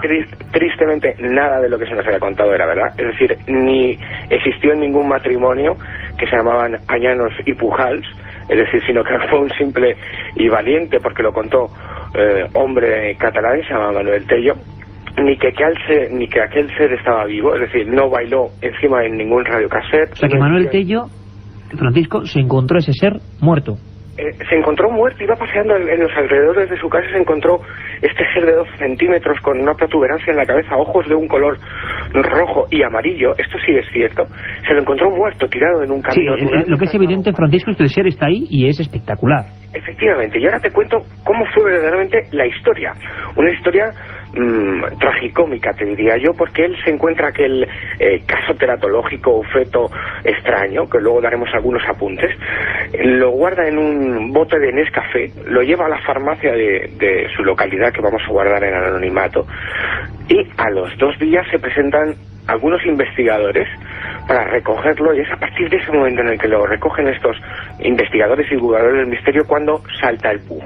Pero ni estaba vivo, ni emitía alaridos, ni nada de nada. Lo que sí es cierto es que era un enigma, y fíjate, yo tengo aquí un informe emitido por el doctor Luis Linares de Mula, ya fallecido, que hablaba sobre, que pudo analizar algo sobre el duende de Girona. Te lo leo rápidamente. La extraña conformación de este animal, afirmaba el doctor Linares de Mula, puede ser debida a 2 causas. Por un lado, que sea un ser monstruoso, es decir, un caso teratológico en el que se desarrollan los tejidos, los órganos, los miembros de forma normal, dando lugar a representaciones monstruosas, o también puede deberse al hallazgo de un ser primitivo que se hubiera conservado en una zona lo suficientemente fría para que vivieran los tejidos, la carne, las vísceras, y en este caso se trataría de un animal desconocido para la ciencia actual y que nos puede parecer monstruoso por desconocimiento. Por desconocimiento. Está claro que encontramos 2 verdades. Pero una cosa, Francisco, importante, que ahora mismo la gente se está preguntando, y para finalizar, ¿qué ocurrió? Es decir, tenemos un ser que es evidente que estaba ahí. ¿Qué pasó con ese ser? ¿Por qué no sabemos más de él? ¿Qué ha ocurrido con él? Se ha convertido en otro expediente X, en otro enigma sin resolver, porque nadie sabe dónde está. Lo único que quedan son las fotografías, esas fotografías que todos los oyentes de Milenio 3 pueden ver en ikerjimenez.com, y yo esas fotografías las he llevado a la Universidad de Valencia, he consultado con algunos zoólogos, y todos apuntan, o todos tienen la misma opinión, que se trata de un caso teratológico. No pueden apuntar más detalles porque no tenemos al ser o al gnomo de Girona, entre comillas, para analizarlo, y nadie a día de hoy sabe dónde está. En ese bote, imagino que metido en una especie de cloroformo o algún tipo de líquido que le ayuda a conservarlo tal y como era. Nadie sabe dónde está, pero lo cierto es que ocurrió, que es un caso que ocurrió aquí en España en septiembre de 1989, a pesar de la otra verdad que pudimos descubrir. Francisco Contreras, muchísimas gracias. Porque hablamos de misteriosos constructores, los de las pirámides de Gizeh. Parece mentira el misterio que tienen estos monumentos, sean lo que sean, que repentinamente esta semana todos los periódicos del mundo han llevado de nuevo a las pirámides a sus portadas. Tengo sobre mi mesa periódicos árabes de otros países, periódicos por supuesto de España, que hablaban de la pirámide de Keops se niega a revelar su enigma. Así lo decía la edición de ayer del País.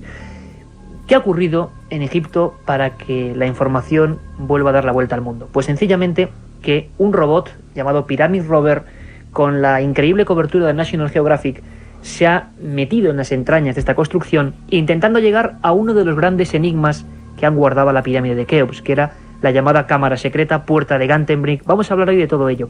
Y vamos a hablar en Milenio 3, porque hemos sido el único programa que teníamos allí un corresponsal, viviendo todo eso, minuto a minuto, segundo a segundo, y ya conectamos con él la semana pasada. Francisco Contreras ha llegado, pues bueno, prácticamente está con las maletas en el estudio 1 de la cadena SER en Madrid. Francisco, buenas noches, amigo. Recién llegado. Buenas noches, Iker. Buenas noches a todos los oyentes de Milenio 3. Una experiencia, imagino, magnífica estar allí viviendo lo que parecía iba a ser, o ha sido, ahora nos explicaron los expertos, un auténtico hallazgo. Imborrable, una experiencia fantástica, emocionante, increíble, indescriptible. Costaría mucho volver a verbalizar todas las emociones que se sentían en aquel momento, tanto a nivel profesional como a nivel personal, ¿no? Son de esas experiencias, de esas aventuras dedicadas al mundo del misterio que dejan huella, sin lugar a dudas.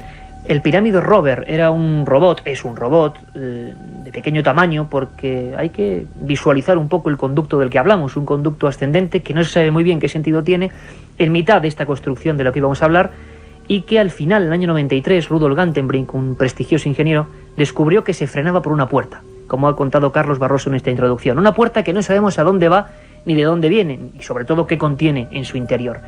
En el año 93, toda aquella investigación, tampoco sabemos bien por qué, se clausuró, no continuó, hubo un montón de enigmas revoloteando aquella historia.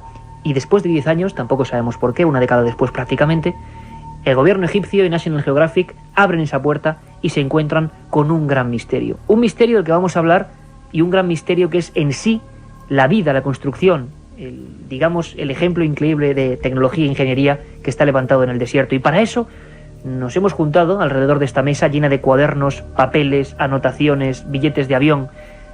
Los viajeros, los expertos, los que conocen Egipto a la perfección, nos van a contar por qué de ese misterio, qué se oculta o qué se cuece en las arenas del desierto. Y tenemos ya con nosotros también, a mi izquierda, a don Javier Sierra, compañero de este programa, que sigue muy de cerca todos los viajes, todas las historias en las que se embarca Milenio 3. Por vez primera, no era él el que estaba fuera de España transmitiendo con un micro de la SER. Javier, buenas noches. Hola, buenas noches. Muy brevemente, porque luego vamos a hablar con muchos expertos. Tú desde luego conoces, bueno, has publicado tu último libro, va sobre eso, va El secreto egipcio de Napoleón, ni más ni menos. Eres un amante auténtico del país de los faraones.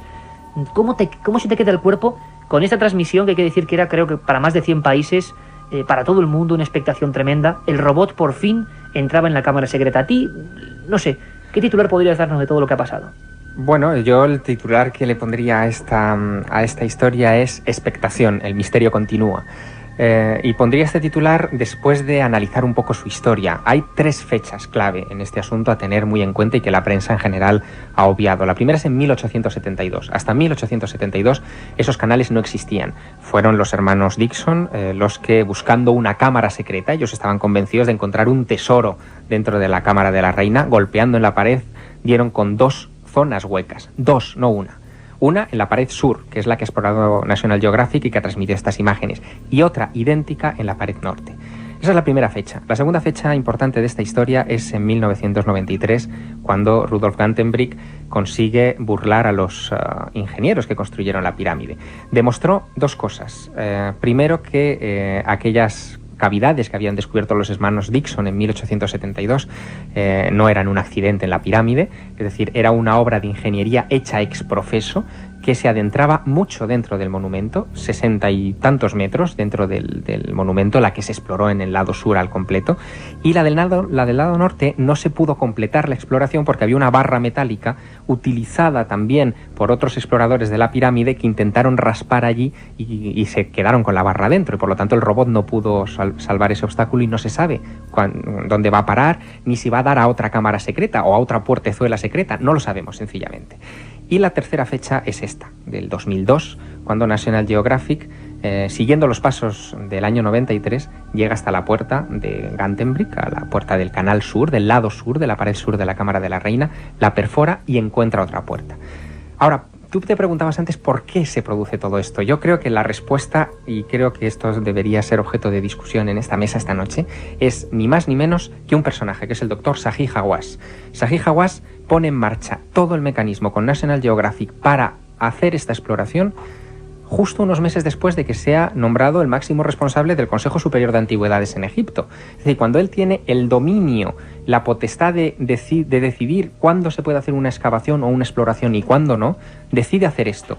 Y decide hacerlo, y yo creo que este es el punto, el turning point que dicen los ingleses, el punto clave, en el momento y para, digamos, contraatacar a toda la gente que en estos últimos años había hecho especulaciones sobre esa portezuela. Es decir, es un ataque personal, yo creo, en muchos aspectos, y lo han demostrado las declaraciones de Hawass, contra Rudolf Gantenbrink, contra Robert Bauval, Graham Hancock y toda la gente que había especulado sobre qué había detrás de la puerta. Un tremendo follón, Javier, a nivel de los que, repito, sabéis de Egipto, yo simplemente he sido un viajero más a ese país maravilloso. La gente se preguntará por qué hay tantos misterios en torno a esas construcciones, por qué 4.500 o 5.000 o los que sean años después seguimos hablando de ellas y cómo son capaces con esa fuerza increíble de volver a la palestra de la actualidad. Manuel Delgado es nuestro tercer invitado en esta mesa.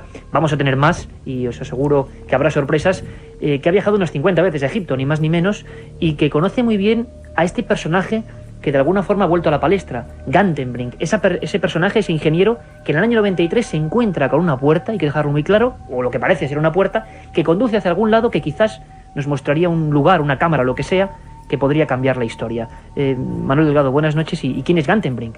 Hola, muy buenas noches. Como ha dicho Javier, Gantenbrink es el ingeniero que es contratado por el señor Stadelmann, que en aquella época, en el año 93, dirigía el Instituto Arqueológico Alemán del Cairo, y son los encargados de limpiar los 4 canales de ventilación, los 2 que había en la Cámara del Rey y los 2 de la Cámara de la Reina. Los millones de turistas que hemos ido a Egipto, lógicamente por la sudoración y sobre todo por la respiración, estábamos impregnando de sales toda la pirámide, y la verdad es que todas las rocas estaban sufriendo muchísimo. Entonces, en el año 1992 se hizo la primera exploración de los canales de la Cámara del Rey. Se consiguieron limpiar y en los 2 canales se pusieron una serie de ventiladores que empezaron a dotar a la pirámide de un aire más o menos renovado, ¿no? Actualmente los accesos a la pirámide se han restringido a 2 grupos de 150 personas, uno a las 9 de la mañana y otro a las 1:30, con lo cual también se preserva mucho la pirámide. En el año 93 es cuando Rudolf Gantenbrink vuelve con sus exploraciones a la Cámara de la Reina. Hasta entonces solamente los hermanos Dixon pues habían abierto los huecos, y Petrie, que fue el gran mensurador de la Gran Pirámide, había logrado meter una serie de palos, ¿no?, que los iba uniendo, y había llegado hasta una profundidad de los 9 metros. Hasta el año 93 no se sabía que esos canales llegaban más allá de los 9 metros, hasta que Rudolf Gantenbrink metió uno de estos robots y consiguió llegar a una distancia de 60 y tantos metros, que fue cuando descubrió por la puerta. Esa misteriosa puerta.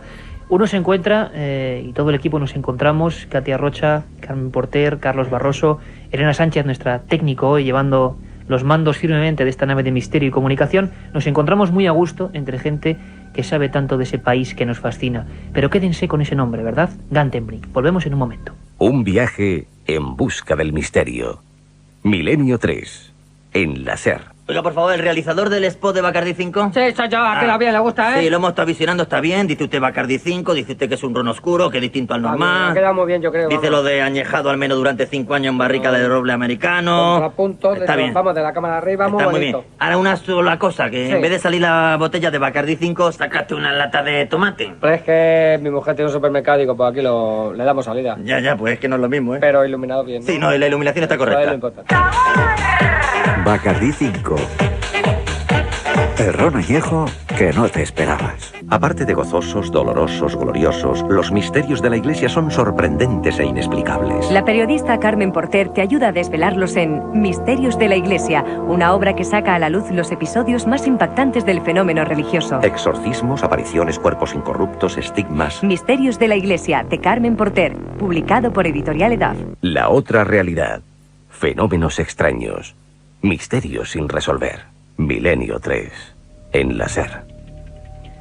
Uno tuvo la suerte de compartir días y horas con Rudolf Gantenbrink en Turín, viendo la sábana de Turín, y bueno, fue una experiencia inolvidable tener, por ejemplo, como guía en uno de los museos egipcios más importantes a este ingeniero alemán, cuyo nombre todos nos hemos aprendido de memoria porque ha vuelto a todas las palestras informativas. Él fue quien descubrió ese pasadizo y esa puerta, y a él le debemos el honor de conocer algo más de la arqueología.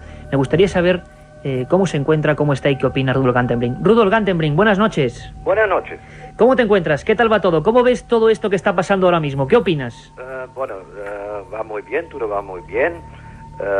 Para mí estaba muy interesado porque lo allá diciendo en 93 que cuando esto es una puerta, cuando esto es un portícolis, que pueden ser 3, uno después del otro. 3 puertas una detrás de la otra, ¿no? Sí, Rudolf Gantenbrink fue el primero en informar que había 3 puertas. Lo han encontrado ya la segunda puerta. Hay una más, eso es seguro ahora. Rudolf, aquí en España nos hemos quedado todos muy impresionados. La gente no sabe realmente cuál es el misterio. Incluso ha habido un poquito de tristeza o decepción porque la gente pensaba que ese robot iba a entrar, pues no sé, a una sala gigante con sarcófagos, con tesoros, y lo que vimos, lo que las imágenes, que no lo hemos dicho todavía, de National Geographic nos mostró, es una oscuridad, una especie de cámara. Rudolf, por lo que tú sabes, ¿qué puede ser eso? ¿Qué se ha encontrado ahora mismo? ¿Qué puede haber detrás de esa tercera puerta? Bueno, eso es muy claro que es una segunda puerta. Lo ha visto ya las imágenes. Es un poco complicado porque es un objetivo que es no muy lejos de la puerta, entonces lo vemos ya unas golpes de tratamiento, pero eso también lo ves en las imágenes míos muy cerca.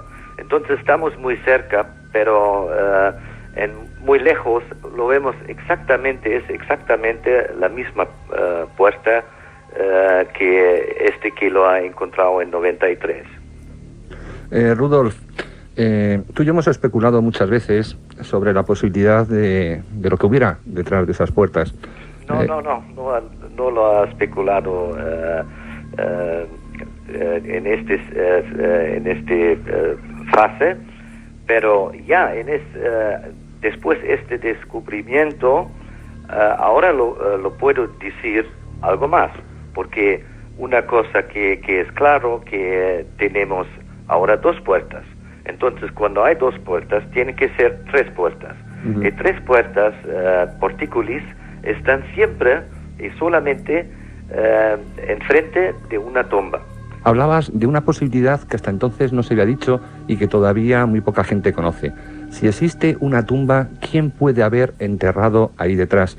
Y la verdad es que lo que nos vas a comentar en este momento, que a nosotros ya nos has contado hace algunos años, es una primicia, sobre todo para España, no sé si para el resto del mundo, pero la verdad es que tu hipótesis cada vez va resultando más interesante. ¿Nos puedes decir, para todos los oyentes de Milenio 3, cuál es tu hipótesis de quién está enterrado detrás de esas 3 puertas, la primera de las cuales lleva tu nombre para la historia?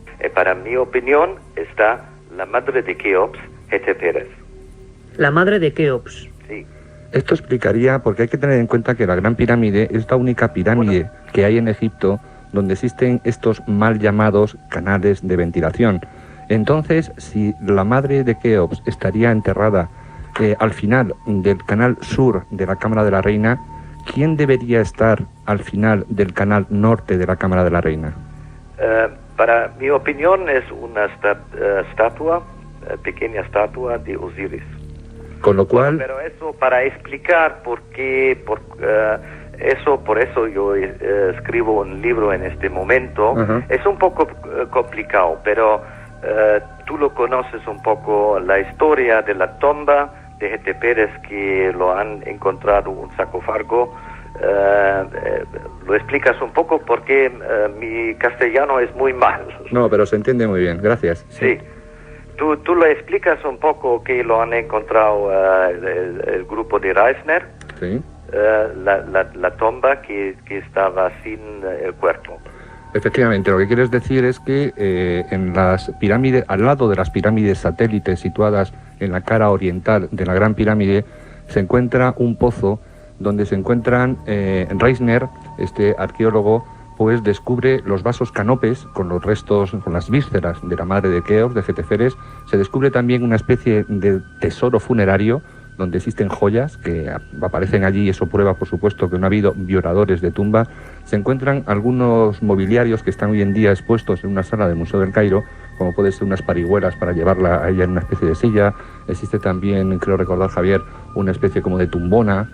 Existe también una serie de baúles, existe también una especie, bueno, algunas cosas, sí, pero no se encuentra el cuerpo. Y eso es algo que siempre ha llamado la atención. O sea, una cosa importante, Manolo, para que la gente... Se encuentra intacta. No hay ningún cuerpo de nadie dentro de la Gran Pirámide. Cuando se descubre, no se ha descubierto nunca ningún cuerpo concreto dentro de la pirámide, porque la gente es que no sabe esto. Claro. No, estamos hablando fuera de la pirámide, donde están las pirámides satélites. Ahí se encuentra un pozo que tiene todo el ajuar funerario de esa madre de la madre de Keops, de Hetepheres, pero no se encuentra la momia. Entonces, lo que quiere explicar Rudolf Gantenbrink es que estaba detrás de esa puerta. Si esa tumba estaba inviolada... Tenemos que decir que la última teoría por qué no lo han encontrado el cuerpo es de Mark Lehner, es muy aceptado. Sí. Es que la momia estaba marcado para un tiempo en este tumba. Lo que quiere decir Gantenbrink es que Keops fue la persona encargada de sacar a la madre de ahí para colocarla en la Gran Pirámide, ¿no, Rudolf? Exactamente, sí. Bueno, algo realmente espectacular. Perdón un momento, Javier, pero hay que decir que estamos hablando con el verdadero descubridor, siempre hay que decirlo, de esa puerta que ahora ha dado la vuelta al mundo, que National Geographic ha abierto. Estamos hablando de Milenio 3 para toda España y para todo el mundo, con Rudolf Gantenbrink, que nos expone por vez primera aquí a todos los radioyentes esa teoría de lo que quizás dentro de 10, 15 años, no sé cuándo, se podrá descubrir o podremos saber. Javier Sierra, ¿querías comentar algo? Sí, yo le quisiera hacer una pregunta a Rudolf Gantenbrink. Buenas noches, Rudolf. Buenas noches. La pregunta es si tu teoría es correcta y se encuentra el cuerpo de Gete Pérez, la momia de Gete Pérez, en esa cámara secreta. Entonces tenemos ya que deducir que efectivamente la Gran Pirámide es de Keops. ¿O no es así? No, es de Keops, porque lo conocemos, la cámara de Keops, conocemos el sarcófago de Keops, todo eso conocemos, pero es una tumba doble. ¿Una tumba doble? Exactamente. ¿De la madre y del hijo? De la madre y del hijo. Realmente impresionante. Me permitís, Rudolf Gantenbrink, es un placer y me gustaría solamente, estoy seguro, porque nos lo han preguntado muchas personas a través del correo electrónico. Una pregunta tiene todo el mundo en la cabeza, Rudolf, y ya para despedirnos. ¿Por qué demonios no seguiste las investigaciones en el año 93 y por qué se ha tardado 10 años en volver a abrir esa puerta? ¿Por qué no lo has hecho tú y por qué se han tardado 10 años? Bueno, eso lo tienes que preguntar el grupo, el Dr. Hawass, porque yo lo creo que esto estaba muy tonto porque tengo mucha experiencia y ahora lo vemos que... yo soy la única persona que ha hecho una prognosis que estaba correcto, porque lo diciendo ya en 93 que cuando esto es un particulis es muy probable que hay 3. Bueno, este prognosis estaba bien, ¿no? Lo hemos encontrado una otra puerta. Rudolf, la verdad es que ha sido un placer tenerte aquí con nosotros. Nos has dejado un poco helado. Estoy seguro que cientos de miles de personas en España van a empezar ahora a preguntarse muchas más cosas, porque tú ya anunciaste que había 3 puertas. Parece ser que la ciencia te da toda la razón y esperemos, quizá no sabemos cuándo, que ese gran secreto, podríamos llamar el secreto de Gantenbrink, el secreto de la pirámide, se descubra dentro de poco. Ha sido un placer. Muchas gracias por compartir tu sabiduría con nosotros y tus descubrimientos. Gracias, Rudolf. Gracias. Un viaje en busca del misterio. Milenio 3, en la SER. Din don din. Último aviso para el pasajero Gervasio Pons. Llevamos 20 minutos esperándole en el avión, juez, ya le vale, ¿no? Din don din. Aguante un poquito, que me acabo de pedir un Bacardi 5, hombre. Din don din. Oiga, Gervasio, que ya está bien, ¿no? Din don din. Voy. Es que Bacardi 5, hombre, que está añejado en barrica de roble americano, no voy a tirar la cosa. Din don din. Gervasio, nos vamos. Una lagrimita me queda. Ah, se siente. Din don din. ¡Ve que trefe! Bacardi 5. El ron añejo que no te esperabas. Una circunferencia de 1 metro. Me llegó a cegar los ojos y quedé casi inconsciente. Sobre el fenómeno ovni no existe término medio. O crees o no crees. En ambos casos, el libro Encuentros de Iker Jiménez resulta apasionante. Encuentros, la obra más completa sobre ovnis en España, desvela más de 300 casos y casi 400 fotografías. Y además incluye un CD con 80 minutos de reveladores testimonios. Encuentros de Iker Jiménez, publicado por editorial EDAF. La otra realidad. Fenómenos extraños. Misterios sin resolver. Milenio 3, en la SER. Más misterios que nunca y más arqueología prohibida que nunca. Rudolf Gantenbrink descubrió en el año 93 ese pasadizo y bueno, no sabemos por qué, pero hasta una década después no se ha vuelto a abrir. Y cuando se ha abierto parece ser que se le tiene que dar la razón. Francisco Contreras estuvo allí viendo esa apertura. Hicimos un programa especial a las 4 de la madrugada viviendo en vivo con Roberto Sánchez todo lo que pasaba desde ese lugar del Cairo. Tú personalmente te quedas con una sensación... Tenemos incluso, Francisco, un documento, y quizás nuestra técnico Elena Sánchez puede poner ese documento. Este es el momento, y ahora nos va a explicar Francisco, en que el robot entra dentro, rompe ese bloque y entra dentro de la, vamos a llamar, cámara secreta o subcámara, o como ahora nos expliquen, y lo que ocurría en el Hotel Mena House con periodistas de todo el mundo, entre ellos, por supuesto, Francisco Contreras. Esta era la sensación del momento. Francisco, ahora es el momento en que toda la gente... Este fue el gran momento de la noche, que todo el mundo esperaba. Se está haciendo público el momento en que ese Pirámide Rover entra dentro. Había alrededor de unos 45 medios de comunicación acreditados. La cadena SER, Milenio 3 era el único español, junto con Más Allá, a nivel de prensa escrita. Y la verdad porque es que tú ibas para Más Allá y para la cadena SER. Efectivamente, hay que decirlo, hay que ser justos. Y fue un momento colosal, indiscutible, y pocas veces he visto algo así, ¿no? La expectación era de tal magnitud, es decir, la gente esperaba algo tan grandioso al otro lado de la puerta de Gattenbrick que nadie esperaba llevarse un chasco así.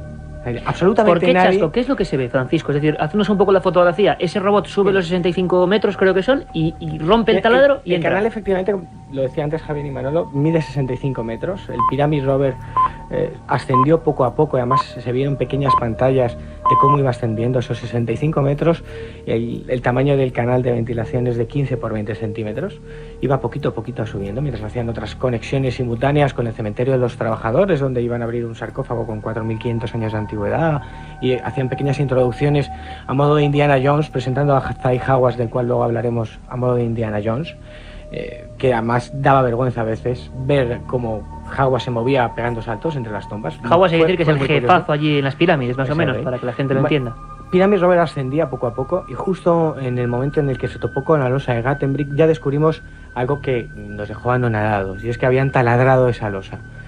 ¿Cuándo lo habían hecho? Yo especulo... Un poco bestialidad arqueológica, ¿no? Meter un trépano ahí, pues no había sí, otra porque forma, ¿no? Las noticias que teníamos todos, incluidos los medios de comunicación allí, es que había una fibra óptica con una cámara de vídeo que se iba a introducir por la grieta que hay en la parte derecha, en la parte inferior derecha.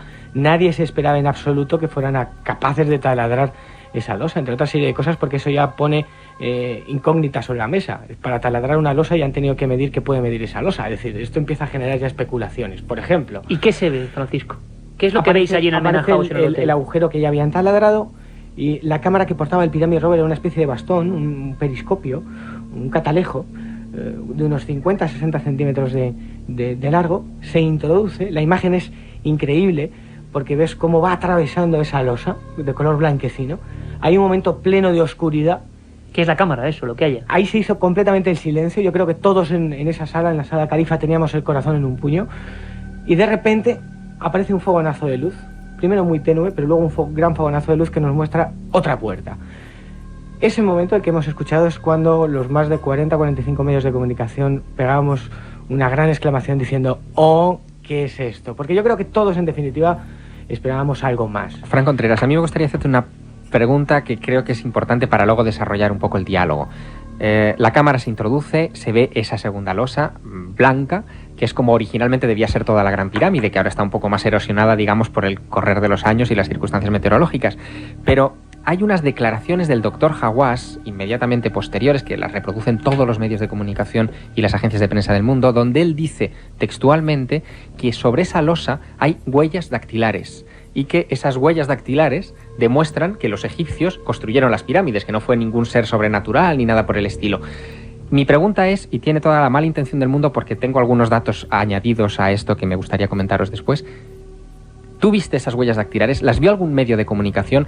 ¿En algún momento las imágenes que se han divulgado reflejaban que efectivamente allí pudiera haber alguna huella dactilar de alguna clase? En absoluto. Te digo además, cuando Zai Hawass estaba dando esa rueda de prensa, nosotros estábamos en directo aquí en la cadena SER, en Si Amanece Nos Vamos. Yo intenté traducir partes de esa rueda de prensa. ¿Escuchaste estas declaraciones? Se escuchaban esas, y te puedo asegurar que he visto 2 o 3 veces más en diferentes canales de televisión, entre ellos La Egipcia, las imágenes, y en ningún momento se ve ninguna huella dactilar. Es más, si quieres te hago una breve descripción de lo que parece ahí. Una piedra de yeso rasgada, en todo caso, pero ninguna huella dactilar. Ninguna huella dactilar. De momento, informaciones contradictorias. Continuamos en este debate a fondo sobre el misterio último de las pirámides. Un viaje en busca del misterio. Milenio 3, en la SER.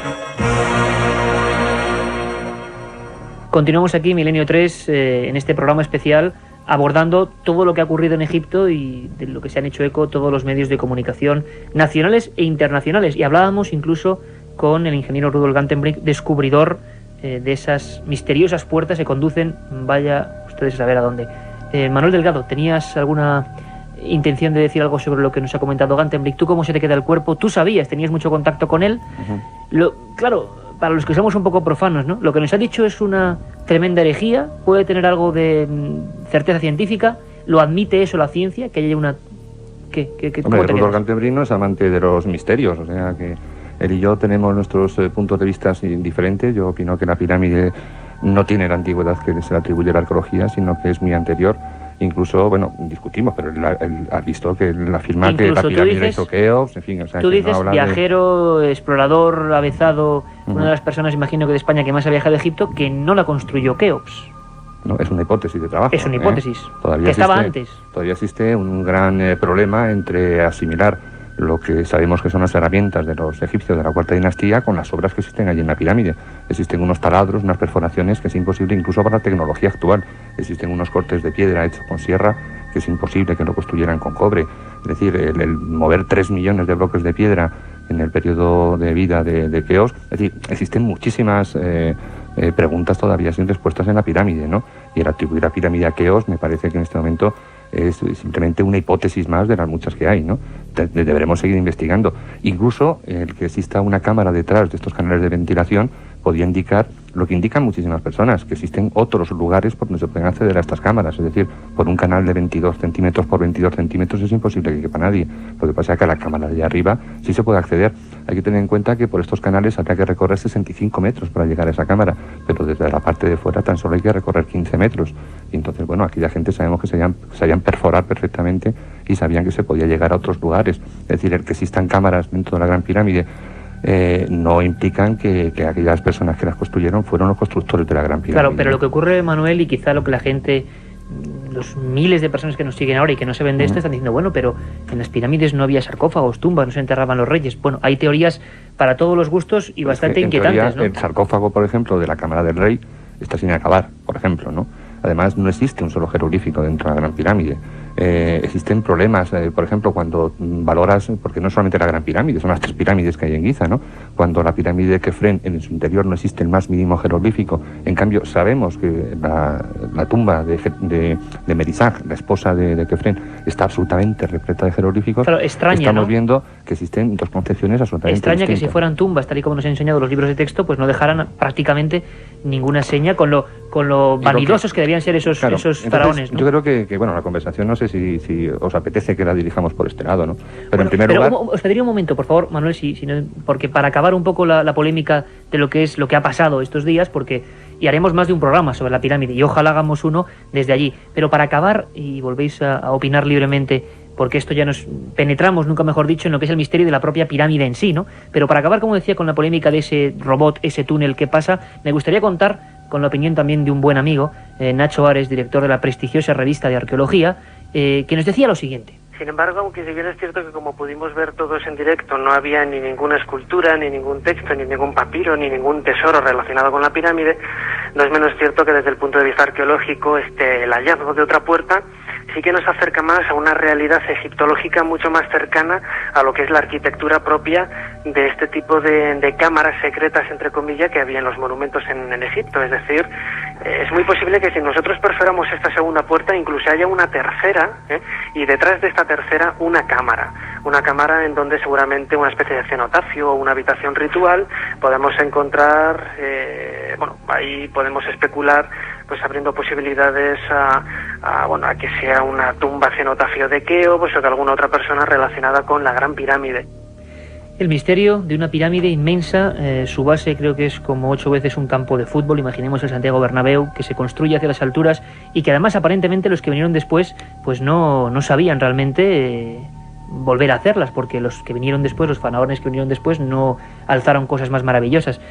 Oíamos a Nacho Ares, director de la revista de arqueología, y todos repiten, y yo me pongo siempre desde el punto de vista del periodista, que le interesa lo que vosotros expertos sabéis, ¿por qué hablan siempre, Javier, de 3 puertas? Nacho decía, se ha descubierto otra, entonces hay 3. ¿El 3 tiene algún significado concreto? Bueno, hay una cosa que es muy interesante, y es que si realmente son 3 puertas las que hay en ese canal sur de la Cámara de la Reina, en realidad se está repitiendo un patrón que está dentro ya de la Gran Pirámide. Es decir, antes de acceder a la Cámara del Rey, lo que existían eran 3 portezuelas de granito que caían a peso, guiadas por 3 raíles. Hoy en día las portezuelas han desaparecido, los raíles se ven y se conoce la existencia de ese mecanismo.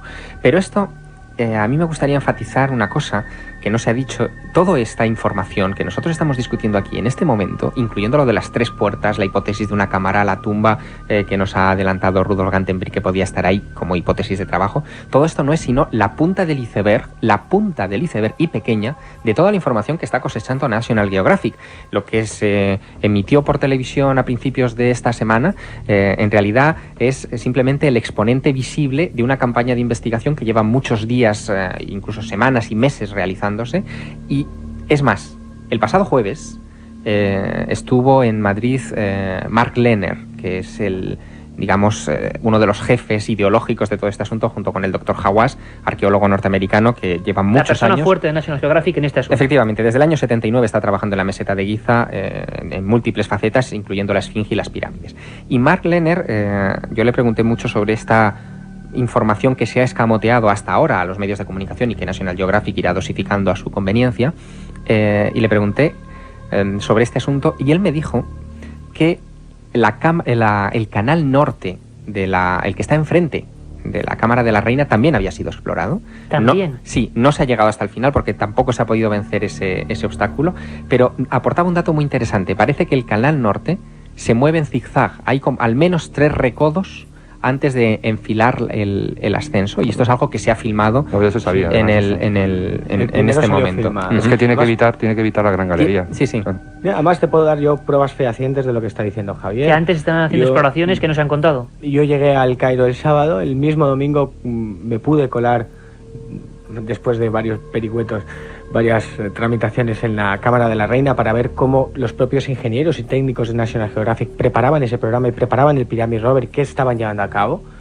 Y fue espectacular ver filmaciones en las que se veía ya al Pyramid Rover ascender por esos 65 metros. Tú ten en cuenta que en agosto a las agencias... Además que es televisión, que había que tenerlo muy bien preparado, incluso técnicamente. Hay un montón de datos que se Pero esto nos lleva dudas. a un territorio que no está valorado en la prensa, pero que quizá el bueno de Fran hay un montón de datos que siembran dudas. Por ejemplo, en agosto a las agencias, a los medios de comunicación, se les dejó tocar y jugar con el Pyramid Rover. Eso me lo dijeron todos los compañeros que tenía en la sala Califa. A todos se les enseñó cómo ascendía el Pyramid Rover por esos 65 metros, con lo cual nadie deja tocar algo si no lo ha probado antes. Un día antes yo vi las filmaciones de las primeras pruebas. Es más, hablábamos del taladro. Vi la maqueta que habían utilizado y que iban a utilizar en pocas horas, si no esa misma noche del domingo, al día siguiente por la mañana, para hacer la prueba del taladro. El Pyramid Rover, ese pequeño robot... ¿Y cómo se ha quedado la gente llevaba un sensor allí? De conductividad para medir si los pomos de bronce tenían continuación al otro lado. Pero una cosa, un GPR Francisco, para medir si había más, el grosor de las paredes del canal de ventilación, para saber si había más cámaras al otro lado. Llevaba un medidor de fuerza... Y una pregunta, ¿cómo se queda, Francisco, cómo se queda la gente, cómo se quedan los periodistas que estáis allí en ese momento, que es lo que hemos vivido en la grabación, cuando solo ven una cosa negra, una especie de cámara, que yo tampoco sé muy bien qué tamaño tiene esa cámara? No, es el mismo conducto que vas a otra puerta. Bloqueado por 3 puertas distintas. O sea, no hay algo intermedio. No hay cámara. Es el mismo conducto, que hay tres hay un espacio de unos 50-60 centímetros que es exactamente igual a escala que el conducto que conduce a la Cámara del Rey. Es decir, que es un pasillo interrumpido por 3 puertas. Javier, por 2, decía Manuel Delgado, una de sus teorías, que para él Keops, y esto es tremendo, imagino, a nivel científico, como hipótesis de trabajo, por supuesto, una herejía, puede que no sea el constructor, sino que eso estaba de antes y digamos que la reutilizó o alguna cosa así, ¿no? Sería un usurpador, sí. Javier, ¿tú qué opinas? Bueno, eso es perfectamente plausible por lo que sabemos del antiguo Egipto. Es decir, los antiguos egipcios eran expertos en reutilizar, en esa especie de reciclaje de monumentos, que algunas veces se hacía incluso con el beneplácito de la población. No hay más que recordar el templo de Abidos, por ejemplo, construido por Seti I, pues fue reutilizado, incluso las inscripciones con el nombre de Seti fueron tachadas o reexcavadas por Ramsés II, su hijo, y ahí aparecen esa especie de mezcla extraña, ¿no?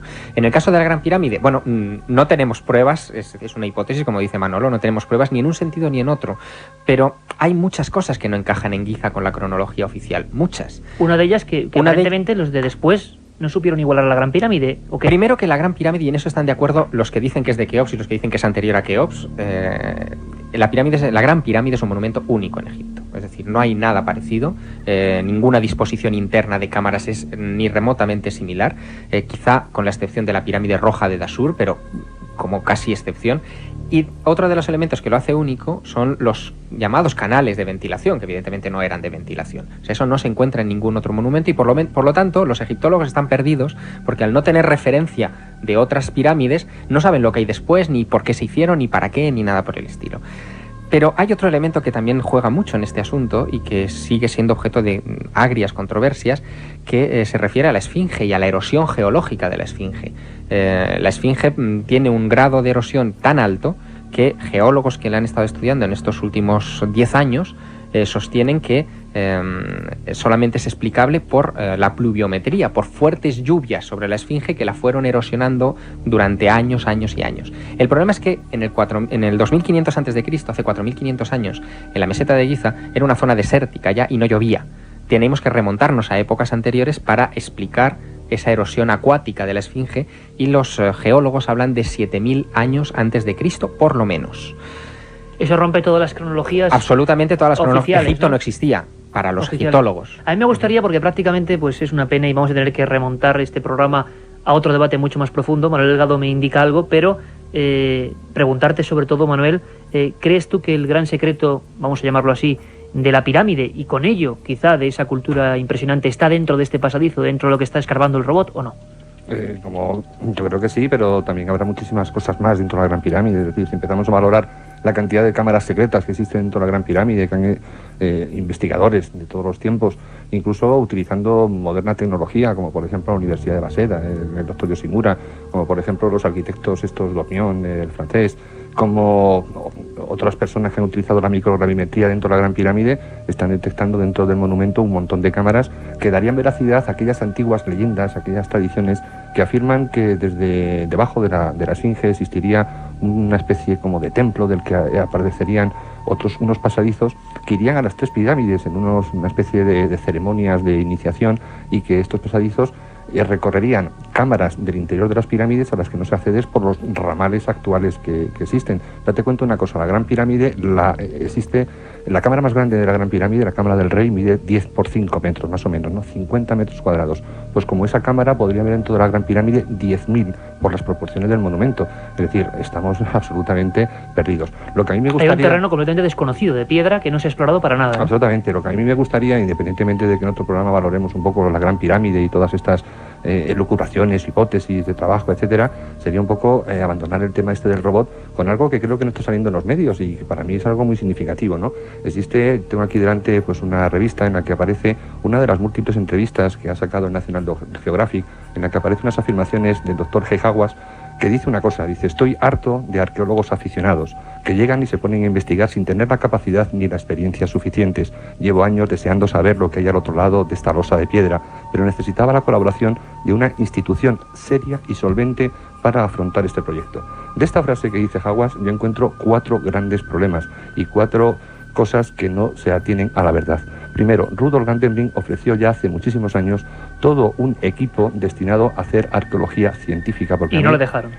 Porque yo lo que he visto en la televisión y todo este show que ha puesto el National Geographic me parece una verdadera vergüenza. Primero, por la cantidad de... Para mí yo creo que la arqueología y la ciencia está reñida un poquito con el show, ¿no? Yo creo además que nos han mentido absolutamente porque ya sabían perfectamente lo que iban a ver, ¿no? Por otro lado, veo una animadversión del doctor Zahi Hawass que nunca podrá cambiar la historia, porque esa puerta seguirá llamándose siempre la puerta de Gantenbrink, no la puerta de Hawass. Date cuenta que cuando Gantenbrink descubre esta puerta, y Gantenbrink, después de hacerla pasar el vídeo por todos lados, no le hacen ni caso. Esto que dice Hawass, que le interesa mucho lo que hay detrás, no, de las primeras, entonces, una cosa, Manuel, las primeras informaciones que da Hawass es que le importa 2 narices porque sabe que no hay nada. Entonces, ¿qué hay de fondo? Y a Gantenbrink volvemos al principio del programa, claro, a lo que estábamos diciendo, la motivación. Persona no grata por hacer arqueología sin permiso. Por otro lado, Hawass les ofrece un robot que es capaz de torcer, cosa que no se podía hacer y que a mí me extraña que este robot haya hecho el Canal Norte, porque no podía torcer tampoco. Le ofrece una forma de hacer arqueología científica sin romper nada, porque date cuenta que el taladro que hacen ahora en la puerta de Gantenbrink ha roto uno de los pomos de cobre. O sea, la arqueología no se puede hacer así. Él ofrecía un robot que inoculaba una especie de gas, el FZKW, que este gas se cogía y con un espectrómetro sabían, por la mezcla que hacía con el aire que había detrás, si efectivamente había algo. tenía también equipos de microgravimetría, tenía un y montón no se de le cosas, ha permitido. y no se le hizo caso precisamente por un problema de protagonismo. Y yo creo que aquí la única frase que para mí es absolutamente elocuente es cuando dice Hawass que él necesitaba una institución seria y solvente. Para mí el National Geographic no es serio en este sentido, lo que sí puede ser solvente, porque aquí en todo este asunto yo lo único que veo es un montón de maletines con un montón de dólares para que la arqueología se convierta en un show, algo que por supuesto no alimenta duras aclaraciones y duras declaraciones también de Manuel Delgado, siempre suyas personales. Un detalle solamente, Iker, para que veas la dureza del protagonismo de Hawass. Cuando estábamos en la rueda de prensa, algo que no pudo ver nadie y que solamente estábamos ahí en los medios de comunicación y nos quedamos anonadados, se levantaron 2 reporteros para hacer preguntas delicadas, entre comillas, sobre si esto era un montaje, si esto era en directo, y a los 2 les echaron. Caramba. Eso tampoco se ha salido de la prensa. Un montón de misterios que desde luego está clarísimo y nos lo va a pedir la propia audiencia que llamó esa noche a la cadena SER colapsando centralitas en Madrid y en Barcelona para ver si tratábamos el tema, y lo volveremos a hacer porque es amplísimo. Javier, la última pregunta del programa. Tardaremos mucho en saber, ¿crees tú, qué secreto hay ahí? Esa misma pregunta le formulé el jueves a Mark Lehner y él lo que dijo es que era muy elocuente al respecto. Lo que dijo es que dependía de Hawass y del show televisivo subsiguiente para la puerta segunda y para la puerta tercera. O sea, de la solvencia, ¿no? Caramba, lo que hemos llegado, la puerta de Gantenbrink, la puerta de Hawass, la puerta en definitiva del misterio egipcio, continúa cerrada o al menos con otra losa. La Gran Pirámide mantiene a buen recaudo sus secretos y aquí por lo menos hemos intentado con los mejores expertos saber algo más. Ahora os dejo con un informativo completísimo de lo que ha pasado esta semana, porque no solo de Egipto vive el hombre, ha habido muchas más cosas. Os dejamos con Carlos Barroso. Mano de Cristóbal Colón, Diego, que permanecían enterrados en el jardín de la fábrica de cerámica de la Cartuja en Sevilla. Los huesos serán sometidos ahora a una prueba de ADN, la primera que se realice a un miembro de la familia Colón. Los análisis a los restos de Diego en sí solo servirán para algo si se los compara con posibles pruebas a los huesos de Cristóbal Colón y a los de su hijo Hernando. Los permisos para realizar la prueba de ADN a los restos del almirante y a los de su hijo ya están solicitados al Cabildo de la Catedral de Sevilla y a los gobiernos de España y de la República Dominicana, los 2 países que aseguran estar en posesión de los auténticos huesos de Cristóbal Colón. Enseguida nos lo cuentan desde Sevilla. Antes avanzamos otras noticias en titulares con Carmen Porter. Detectados por primera vez indicios de la existencia de agua en otros sistemas planetarios. La expedición Kraken continúa la búsqueda del calamar gigante. Nuevos descubrimientos sobre Otzi, el hombre de hielo. Un grupo de investigadores ha dado el primer paso para resolver el enigma del lugar en el que se encuentra enterrado Cristóbal Colón.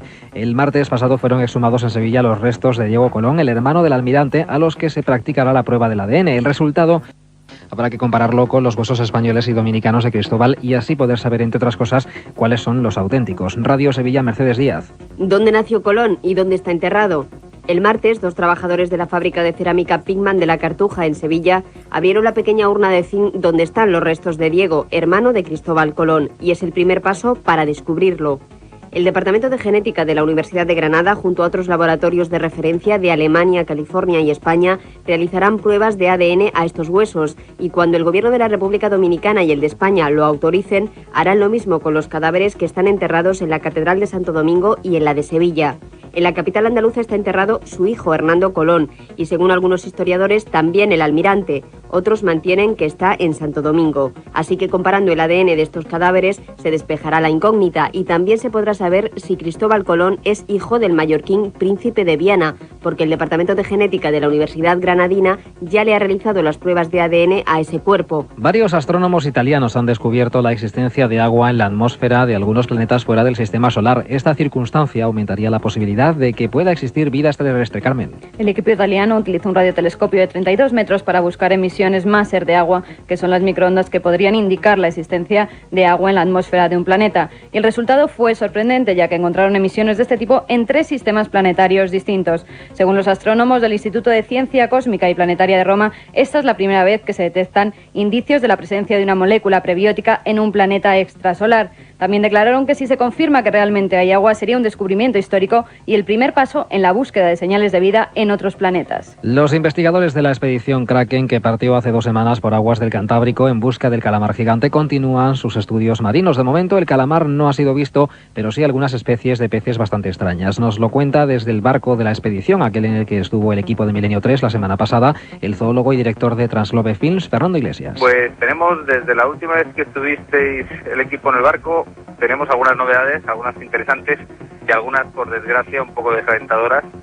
Por una parte tenemos noticias nuevas del abismo, hemos metido la cámara en otra posición diferente, muy cerca del fondo, casi tocando, y con unos sacos de relleno de cebo, y hemos tenido esta misma mañana al amanecer, estábamos en una de las guardias y hemos visto la llegada de un nuevo tipo de peces, que son unas brótolas que hay en el fondo, un pez también pues un poco anguiliforme como son todos estos del fondo, pero de mayor tamaño. Y tenemos por desgracia también la noticia que dar de una de las boyas, la boya que además tenía en los discos duros registrado todos aquellos tiburones que veíamos al principio, pues ha desaparecido. Científicos suizos han localizado la región cerebral relacionada con las experiencias extracorporales, los denominados viajes astrales. Ha sido por casualidad mientras sometían a un tratamiento a una mujer epiléptica. La mujer comenzó a describir lo que veía como si estuviera flotando sobre su propio cuerpo. Los científicos sospechan que los viajes astrales están relacionados con una región que se halla en la parte derecha de la corteza cerebral, llamada circunvolución angular, la cual guarda relación con la información visual y con las sensaciones del tacto y el equilibrio. El fenómeno también ha sido explicado por algunos pacientes que han sufrido un accidente cerebrovascular, un episodio de epilepsia o migrañas. Los investigadores suizos indujeron la sensación, que duró unos segundos, 3 veces en la paciente, quien dijo haberse sentido muy ligera y haber flotado sobre la cama a una altura de 2 metros cerca del techo. Brevemente les contamos también otras noticias de interés. Investigadores italianos desvelan el menú de la última cena de Ötzi, el hombre de hace 5.000 años que fue hallado en los Alpes en 1991. El equipo de la Universidad de Camerino de Italia analizó los contenidos de su intestino grueso y delgado y hallaron pequeñas piezas de músculo de un venado rojo, así como residuos de granos. También encontraron polen, lo que sugiere que Ötzi pasó tiempo en un bosque antes de morir. Los científicos han asegurado que no murió en un ritual, sino que falleció a causa de la flecha que se le clavó en el omoplato de su hombro izquierdo, por lo que podría haber sido víctima de la rivalidad de otros cazadores de animales. Y la Tierra podría tener una segunda luna. Un aficionado en astronomía fue el que halló lo que podría ser una nueva luna para la Tierra. Los astrónomos en un principio especularon que podría tratarse de un pedazo de roca atraída por la gravedad de la Tierra o también chatarra de un cohete proveniente del espacio. Pero tras observarlo minuciosamente se dieron cuenta de que su posición no concuerda con ningún trozo de chatarra conocido hasta el momento. Si se descarta la posibilidad de que se trate de chatarra espacial y efectivamente es un cuerpo celeste, el J002E2 se convertiría en el tercer satélite natural de la Tierra. Es todo por esta semana. Las noticias de Milenio 3 regresan como siempre en 7 días.